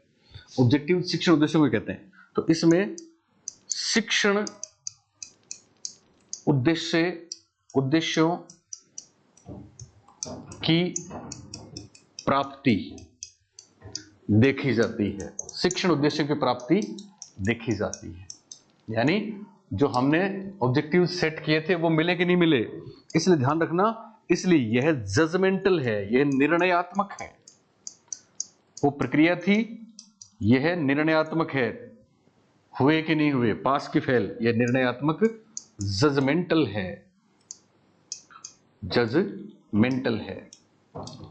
और चूंकि यह जजमेंटल है इसलिए इसमें ग्रेड्स दी जाती हैं। इसके ग्रेड्स रिपोर्ट कार्ड में शामिल किए जाते हैं। इसके ग्रेड्स रिपोर्ट कार्ड में शामिल किए जाते हैं। इसके ग्रेड्स रिपोर्ट कार्ड में शामिल किए जाते हैं। इसके ग्रेड्स रिपोर्ट कार्ड में शामिल किए जाते हैं। और बेहतरीन एग्जाम्पल इसका क्या, आवधिक परख। आवधिक परख जिसको बोलते हैं पीरियोडिकल टेस्ट। पीरियोडिकल टेस्ट, पहले पीरियोडिकल टेस्ट तो प्रथम टेस्ट, द्वितीय टेस्ट, जहां पे सीसी लागू नहीं है वहां पे अगली क्लासेस में होते ही हैं, पहले होते थे, है ना, पहला टेस्ट दूसरा टेस्ट। आवधिक परख पीरियोडिकल टेस्ट, इनको पीरियोडिकल टेस्ट ही बोलते हैं। और आवधिक परीक्षाएं, जैसे अर्धवार्षिक परीक्षा, वार्षिक परीक्षा होती है ना, इनको टर्म एग्जाम भी बोलते हैं। आवधिक परीक्षाएं, टर्म एग्जाम या टर्म टेस्ट, ठीक है। आवधिक परख, पीरियोडिकल टेस्ट, आवधिक परीक्षाएं, टर्म एग्जाम। और भी ऐसे प्रोजेक्ट उसमें भी आ सकता है, इसमें भी आ सकता है, दोनों में आ सकता है। कोई प्रोजेक्ट ऐसा भी हो सकता है जिसके आधार पे आपको ग्रेडिंग दी जाए फाइनल। प्रोजेक्ट वर्क, प्रोजेक्ट उसमें भी है, ध्यान देना, उसमें भी लिखना है प्रोजेक्ट, है ना। प्रोजेक्ट दोनों में आ सकता है।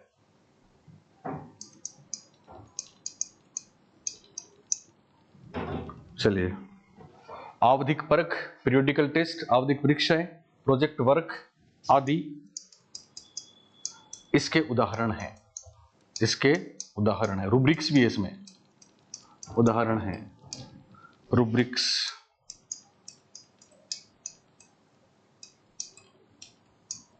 आदि इसके उदाहरण हैं।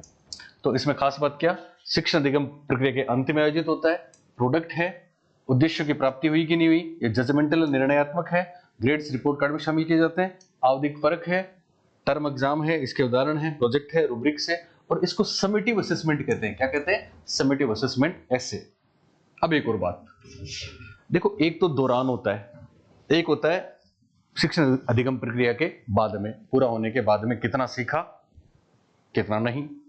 तो बाद में वाला तो समेटिव असेसमेंट हो गया। दौरान होता है फॉर्मेटिव असेसमेंट होता है, जिसमें फीडबैक मिलता है और शिक्षक अपने शिक्षण व्यू रचना में सुधार करता है, वो फॉर्मेटिव असेसमेंट है, एफए है। पर कई बार ऐसा भी होता है कि साहब शिक्षण अधिगम प्रक्रिया के दौरान कुछ ऐसे भी मौके आते हैं जिसमें शिक्षक, क्योंकि बच्चों को एंगेज करना है, तो बच्चों को केवल लर्निंग में एंगेज मत करो, बच्चों को असेसमेंट में भी एंगेज कर दो, असेसमेंट में भी इन्वॉल्व कर लो। तो बच्चों को उस प्रक्रिया में भी शामिल करते हैं। उसके लिए एक आता है assessment as learning. Assessment as learning, बच्चे खुद ही अपना आकलन करें, उसको बोलते हैं असेसमेंट एज लर्निंग। एक शिक्षण अधिगम प्रक्रिया चलते हुए उसके दौरान ही पता नहीं लगता, इंटीग्रेटेड होती है वो, सीखने के साथ साथ बीच बीच में साथ साथ चलता रहता है, वो होता है असेसमेंट इन लर्निंग। तो ये दोनों दरअसल फॉर लर्निंग के प्रकार हैं, एफए के प्रकार हैं। क्या है तो नोट करके लिखें। रचनात्मक आकलन, रचनात्मक आकलन, इसको शॉर्ट में एफए बोलते हैं।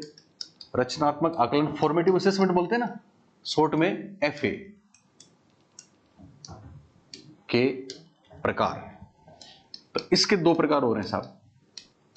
वैसे और भी आकलन हो सकते हैं, असेसमेंट हो सकते हैं, ऐसा कोई मना नहीं कि एसएससी में के साथ बेंचमार्क आकलन नहीं करोगे, डायग्नोस्टिक आकलन नहीं करोगे, डायग्नोस्टिक असेसमेंट नहीं करोगे, पर मेनली आपको इसी में पूछा जाएगा। तो पहला है एज लर्निंग, तो इसको क्या बोलेंगे, सीखने के साथ आकलन। सीखने के साथ आकलन, सीखने के साथ आकलन। हिंदी वाला फिर भी बदल सकता है, मैं आपको बताऊं, इंग्लिश वाला जरूर याद रखना। इसको बोलते हैं assessment as learning. As learning आपके पास 4 टर्म हो जाएंगी, assessment for learning, in learning, as learning, of learning. तो ये सीखने के साथ आकलन है, असेसमेंट एज लर्निंग। इसमें केवल 2 ही बातें याद रखनी है। पहली तो यह है शिक्षण अधिगम प्रक्रिया के दौरान, यह है शिक्षण अधिगम प्रक्रिया के दौरान स्वयं, शिक्षण अधिगम प्रक्रिया के दौरान स्वयं बालकों द्वारा किया जाता है। स्वयं बालकों द्वारा किया जाता है मतलब खुद का खुद ही करें या फिर एक साथी का दूसरा साथी करे, उसको बोलते हैं पीयर असेसमेंट। इसमें अब खुद ही करता है उसको तो बोलते हैं सेल्फ असेसमेंट। सेल्फ असेसमेंट, इसमें सेल्फ असेसमेंट, स्व आकलन, खुद का खुद ही आकलन करे, तथा पीयर असेसमेंट, पीयर असेसमेंट, समूह आकलन शामिल है। खुद ही करता है बच्चा, ठीक है, या उसके ग्रुप में आपस में एक दूसरे का करते हैं। तो ये है सीखने के साथ आकलन, असेसमेंट एज लर्निंग इंपॉर्टेंट है, एज लर्निंग, ठीक है। ऐसे ही एक और है, ये दोनों एफए के पार्ट है, ध्यान रखना। कई बार ऑप्शंस में जैसे वो एग्जांपल है ना कि एक कुक खाना बनाते समय उसको चखता है, तो ये कौन सा है? तो खाना बनाते समय चखता है, तो ऑफ लर्निंग तो हुआ नहीं, समेटिव असेसमेंट तो हुआ नहीं, फॉर लर्निंग हो गया। फॉर लर्निंग हुआ कि नहीं हुआ? तो कुक खाना बनाते समय चखता है। ऑप्शंस में आपको ऐसे और एफए दोनों दिखेंगे, तो हम एफए के साथ जाएंगे। लेकिन मान लो खुद ही चख रहा है, इसका मतलब ये सेल्फ असेसमेंट भी हो गया, तो एज लर्निंग भी तो हो गया, है ना। तो एक कुक खाना बनाते समय खुद ही चखता है, ऑफ लर्निंग है कि फॉर लर्निंग है कि एज लर्निंग है कि इन लर्निंग, तब हम एज लर्निंग के साथ जाएंगे, ये ध्यान रखना। एज लर्निंग ऑप्शन में नहीं हो तो फिर हम फॉर लर्निंग के साथ चले जाएंगे। चलिए दूसरा, सीखने के साथ आकलन हो गया, और दूसरा क्या हो गया? नहीं, सीखने के रूप में आकलन, सीखने के साथ आकलन, सीखने के रूप में आकलन भी कह सकते हैं इसको। सीखने के साथ आकलन, सीखने के रूप में आकलन भी कह सकते हैं। नेक्स्ट, दूसरा, साथ आकलन के रूप में आकलन भी कह सकते हैं, सीखने के रूप में आकलन। पर ये हिंदी वाले शब्द बदल सकते हैं, कोई गारंटी नहीं है, मैं आपको बताऊं, क्योंकि बहुत बार ट्रांसलेशन गूगल से, बहुत बार जिन लोगों को इंग्लिश आती है वो हिंदी में के रूप में, के साथ, और ये अचक बच्चक हो सकता है काम, लेकिन इंग्लिश वाला जरूर याद रखना। और दूसरा है सीखने में आकलन, कई बार में की जगह के लिख देंगे वो, लेकिन इंग्लिश वाला याद रखना, सीखने में आकलन, इन लर्निंग, इन लर्निंग जरूर ध्यान रखना। सीखने में आकलन, in learning, assessment in learning होता है ये पूरा। इसका पूरा नाम क्या हो गया? Assessment in learning. थकान दिख लगी है ना, टाइम भी काफी होगा ना। असेसमेंट इन लर्निंग, ऐ जिद करी, बोले सर कराओ कराओ कराओ, आराम से कराता हूँ मैं क्लासरूम में, तो क्लास में एनर्जी भी लग रहा है। चलो कोई नहीं, पर नौकरी लग जा के बस आई चिंता है ना। अपना तो यही प्रोडक्ट है, क्यों धर्मेंद्र जी? अपना एक एक बच्चों 10-10, 20-20 ने शेयर करे। तो अभी तो वैकेंसी आने के बाद कमाल कर देगा बच्चा। ओके, तो सीखने में आकलन, ये में क्या हुआ है? इसमें क्या होता है, जैसे कई बार हम, जैसे अपन बात कर रहे हैं, पर अब अभी तो आप मेरे सामने नहीं हो, पर ऑफलाइन क्लास में आपने तो बीच बीच में पूछ रहा हूँ, अच्छा ये क्या हुआ तुम बताओ, बीच बीच में प्रश्न किए तो पता लग जाता है कि कितना समझ में आ रहा है। तो ये फॉर लर्निंग का ही पार्ट है, साथ साथ चलता रहता है। पता है कई बार बुक में भी, जैसे आप बुक पढ़ते हो तो बुक में इधर बॉक्स में कुछ प्रश्न बने रहते हैं, पढ़ने के साथ इन प्रश्नों का उत्तर दो, तो वहां साथ साथ चलता रहता है। ये इंटीग्रेटेड पार्ट ऑफ लर्निंग होता है। तो इसको कहते हैं, जब अधिगम प्रक्रिया, जब अधिगम प्रक्रिया के साथ डिस्कस कर सकते हैं, जब अधिगम प्रक्रिया के साथ साथ जब अधिगम प्रक्रिया के साथ साथ आकलन चलता हो, जब अधिगम प्रक्रिया के साथ साथ भूख भी लगेगी भाई जी, बुरी तरह भूख लगेगी बुरी तरह। नहीं अब तो थोड़ी सी और है, साथ साथ आकलन चलता हो तो उसे असेसमेंट इन लर्निंग कहते हैं। तो मेरे ख्याल से दोनों बातें क्लियर हो गई होंगी। चार चीजें हैं, of learning, for learning, as learning और इन लर्निंग। अब छोटी सी एक बात और रहती है और वो है पाठ्यक्रम विभाजन। सीसीई में पाठ्यक्रम विभाजन, जो कि सीसी कक्षा 1 से 5 तक है, तो सीसीई में पाठ्यक्रम विभाजन व ग्रेडिंग, पाठ्यक्रम विभाजन व ग्रेडिंग, पाठ्यक्रम विभाजन व ग्रेडिंग। तो इस पे भी जरूर कोई बात आ सकती है। जब सीसी लागू हुआ तो 4 ऐसे किए थे। ऐसे कितने होते हैं, एफए कितने होते हैं, तो ध्यान रखना एफए हर 3 ऐसे होते हैं, हर ऐसे से पहले कम से कम 2 एफए जरूरी है, महीने में 2 एफए जरूरी है, पर इनकी कोई काउंटिंग नहीं है, इसलिए एफए निश्चित नहीं है। एफए गुरुजी अपने हिसाब से कर सकते हैं, ठीक है ना। तो ये भी तो पेपर पेंसिल टेस्ट 2 जरूरी है, ये है, पर पेपर पेंसिल टेस्ट के अलावा भी तो एफए होता है। तो क्लास में एक दिन में 5 बार असेसमेंट किया जा सकता है बच्चों का, इसलिए एफए का कोई फिक्स नंबर नहीं है। ध्यान रखना, फॉर्मेटिव असेसमेंट का कोई फिक्स नंबर नहीं है, सबमेटिव असेसमेंट ये ऐसे 3 है फिलहाल राजस्थान में, तो ये ध्यान रखना है। पाठ्यक्रम विभाजन व ग्रेडिंग, तो कक्षा 1 से 5 तक की बात है, क्योंकि सीसी लागू ही कक्षा 1 से 5 तक है। कक्षा 1 से 5 तक, ओके, कक्षा 1 से 5 तक। तो देखो 3 टर्म है। टर्म 1, इसमें डेट लिखने की जरूरत नहीं है कि साहब जुलाई से शुरू करेंगे, सितंबर तक होगा, फिर वो दिसंबर, फिर जनवरी, अप्रैल। टर्म 1, टर्म 2, टर्म 3, 3 टर्म है। अवधि 1, अवधि 2, अवधि 3, 3 टर्म है, ठीक है। Term 1, term 2, term 3। टर्म 1 में याद रखना 40% सिलेबस कवर करेंगे, टर्म 2 में 45% सिलेबस कवर करेंगे और टर्म 3 में 15% सिलेबस कवर करेंगे। Term 1, term 2, term 3 40, 45, 15, 40, 45, 15। ये देखना 45 पहले आएगी, 45 बाद में है। अभी 40, 45, 15। अब ये 3 टर्म हो गई। अब पहली जो टर्म है वो खत्म होते ही करेंगे पहला समेटिव असेसमेंट, इसको बोलते हैं SA1, इसको बोलते हैं SA2 और इसको बोलते हैं SA3। तो 3 ऐसे हो गए, लास्ट ऐसे 15% का होता है। ये कक्षा 1 से 5 तक होता है, लेकिन एक खास बात आपको बता दूं, 5वीं जो क्लास है उस 5वीं क्लास में लास्ट वाला SA3 इसके जगह होती है बोर्ड एग्जाम। अभी बोर्ड एग्जाम कर दी और उसका नाम बोर्ड एग्जाम नहीं है, उसका नाम है प्रारंभिक अधिगम स्तर मूल्यांकन, प्रारंभिक शिक्षा अधिगम स्तर मूल्यांकन। तो वो वाली एक खास बात है। टर्म 3 हो गए, 1, 2, 3, 40%, 45% और 15%, SA1, SA2, SA3। अब खास बात ग्रेडिंग्स, ग्रेडिंग्स में 2 बातें मैं आपको बता दूं। एक तो पहली से 5वीं तक कक्षा 1 से 5 तक में जो परीक्षा की ग्रेडिंग है वो 5वीं की केवल 15% की अलग ग्रेडिंग है, बाकी पहली से 5वीं तक की ग्रेडिंग ये देखिए आप। सीसी में बच्चों को ग्रेडिंग कैसे देंगे, तो ग्रेडिंग है 3 केवल, grade A, grade B, grade C। Grade A, grade B, grade C।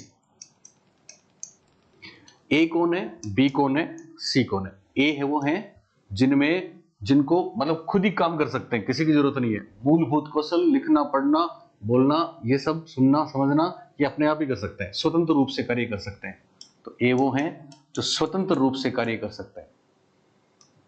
स्वतंत्र रूप से कार्य करने का मतलब घर का काम नहीं है, पढ़ने लिखने का काम है, स्वतंत्र रूप से कार्य करना। और B उनको देंगे जिनको शिक्षक की सहायता की आवश्यकता है, ये शिक्षक की सहायता से काम कर सकते हैं। शिक्षक की सहायता से कार्य करना, कार्य करने का मतलब वो मोटर स्किल वाला कार्य नहीं है, पढ़ने लिखने वाला है। इनको शिक्षक की सहायता जरूरी है, इनको नीचे वालों को शिक्षक की विशेष सहायता जरूरी है। तो ये फर्क हो गया ना, शिक्षक की विशेष सहायता से काम करना, शिक्षक की विशेष सहायता से कार्य करना। 2 बातें याद रखनी है इसमें। एक तो ABC ग्रेड में ये वाली बात, अब जो शिक्षक की विशेष सहायता से कार्य करते हैं वो सबसे नीचे हैं, तो इनको बोलते हैं आरंभिक स्तर की अधिगम योग्यता वाले बच्चे। तो ये आरंभिक स्तर की अधिगम योग्यता वाले बच्चे, तो आरंभिक स्तर की अधिगम योग्यता है जिनको कदम कदम पे शिक्षक की जरूरत पड़ती है। ये है मध्यम स्तर, मध्यम स्तर की अधिगम योग्यता, अधिगम योग्यता। और ये है अपेक्षित स्तर की अधिगम योग्यता, यानी अपेक्षा करते हैं खुद ही सारा काम करें तो खुद ही कर लेते हैं, ए ग्रेड मिलती है। बी ग्रेड टीचर की सहायता से कर लेते हैं तो मध्यम स्तर के हैं। सी ग्रेड में खुद कुछ नहीं कर पाते हैं, टीचर ही सारा करवाता है, तो वो है आरंभिक स्तर की अधिगम। इनको भी निम्न नहीं बोलेंगे, आरंभिक बोलेंगे। आरंभिक स्तर की अधिगम योग्यता, मध्यम स्तर की अधिगम योग्यता, अपेक्षित स्तर की अधिगम योग्यता, अपेक्षित स्तर की अधिगम योग्यता।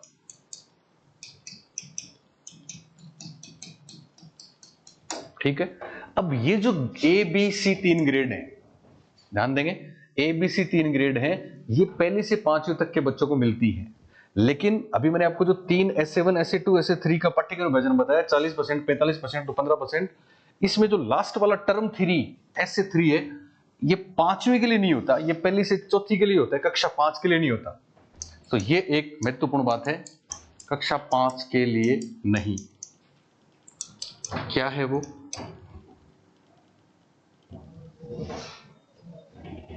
ये महत्वपूर्ण बात है, नोट। ये 5वीं बोर्ड की एग्जाम होती है ना, उसकी बात है, 5वीं बोर्ड एग्जाम। हालांकि एग्जाम के बारे में अलग सारी चीजें हैं, फेल नहीं कर सकते, फिर 2016 के संशोधन के बाद फेल कर सकते हैं, परमिशन लेनी पड़ती है, एक चांस और मिलता है बच्चों को, वो आरटी में हम बता चुके हैं आपको।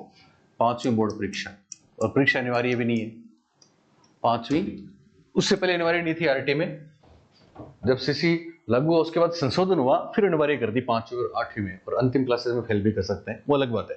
चलिए 5वीं बोर्ड परीक्षा, इसमें ध्यान रखेंगे कि कक्षा 5 के लिए, कक्षा 5 के लिए SA3, कक्षा 5 के लिए SA3 टर्म 3 का था ना, जो थर्ड टर्म का वेटेज कितना था उसका, 15% पाठ्यक्रम। कक्षा 5 के लिए SA3 टर्म 3 15% पाठ्यक्रम, 15 लास्ट का जो 15% पाठ्यक्रम है, उसके लिए पाठ्यक्रम के लिए एक बोर्ड परीक्षा का आयोजन किया जाता है। बोर्ड परीक्षा का आयोजन अब ये कंपलसरी कर दी, पहले नहीं थी। बोर्ड परीक्षा का आयोजन किया जाता है। इसका नाम बोर्ड परीक्षा नहीं है, जिसे प्रारंभिक स्तर नहीं, प्रारंभिक शिक्षा, जिसे प्रारंभिक शिक्षा अधिगम योग्यता, जिसे प्रारंभिक शिक्षा अधिगम योग्यता मूल्यांकन, जिसे प्रारंभिक शिक्षा अधिगम योग्यता मूल्यांकन कहा जाता है। नाम देखिए, 5वीं में जो बोर्ड परीक्षा लगती है उसका नाम परीक्षा नहीं है, बल्कि प्रारंभिक शिक्षा अधिगम योग्यता मूल्यांकन। आपको पता है 8वीं में जो परीक्षा लगती है उसका क्या नाम है? उसका नाम है आरंभिक। ये प्रारंभिक, वो आरंभिक। 8वीं का नाम है एलिमेंट्री, ये है primary, primary education learning ability evaluation, प्रारंभिक शिक्षा अधिगम योग्यता मूल्यांकन। और 8वीं वाली जो होती है उसमें है आरंभिक शिक्षा पूर्णता प्रमाण पत्र। 8वीं वाले का नाम क्या है समझ लो यहाँ पे, हालांकि 8वीं में सीसी लागू नहीं है, 8वीं में सीसी लागू नहीं है।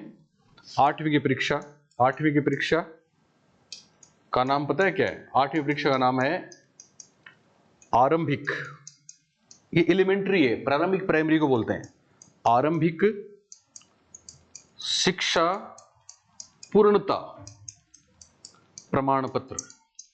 आरंभिक शिक्षा पूर्णता प्रमाण पत्र, ये तो किसके लिए है? 8वीं क्लास की जो परीक्षा है बोर्ड परीक्षा, उसके लिए। और 5वीं के लिए प्रारंभिक शिक्षा अधिगम योग्यता मूल्यांकन, प्रारंभिक शिक्षा अधिगम योग्यता मूल्यांकन कहते हैं।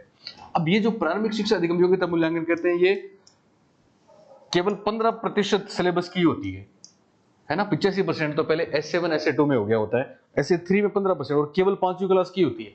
इसलिए इसकी जो मार्कशीट आती है उसमें भी ग्रेडिंग्स होती है, तो वो भी ध्यान देंगे। और ये जो परीक्षा है टर्म 3 SA3 15%, ये जो प्रारंभिक शिक्षा अधिगम योग्यता मूल्यांकन परीक्षा का नाम है ना, इसकी ग्रेड्स तो 5 ग्रेड्स हैं बच्चों। इसकी ग्रेड्स क्या क्या 5 ग्रेड्स हैं? A B C D E, ये ग्रेड्स हैं, ये मार्कशीट आती है और ये मार्क्स हैं, कितने नंबर पे कौन सी ग्रेड मिलती है ये ध्यान रखना। तो E वाली ग्रेड है 0 से 32, ये बदलती रहती है। अभी 2020-21 के बाद ये लागू है, उससे पहले वो थी आपकी 0 से 40 वाली, ठीक है, फिर 41 से 60, फिर 61 से 75, फिर 90, 91 से 100, 90 से 100 वो थी। अभी क्या है? E 0 से 32, D 33 से 40, यानी 33 आते ही D ग्रेड में आ गया, C 41 से 60, B 61 से 80 और A 81 से 100। ध्यान रखना, ये मार्क्स हैं। ये क्या है? मार्क्स है। A B C D 5 grade है। A ग्रेड 81 से 100, B 61 से 80, C 41 से 60, D 33 से 40 और E 0 से 32। तो बच्चों पढ़ते रहें, अगली क्लास लेके जल्दी आपके सामने आ रहा हूं। इसके नोट्स बनाना और कमेंट करना ऐप पे कि अगर मैं ये चैनल पे क्लास जा रही है तो वहां कमेंट करके बताना कि क्लास कैसी लगी आपको। और जल्दी हमारी बुक और हमारी चीजें और बेहतरीन चीजें हम करेंगे। इस बार 1 सीट पक्की, ये दावा है, ये गारंटी है। साथ रहेंगे, मस्त रहेंगे, खूब पढ़ो।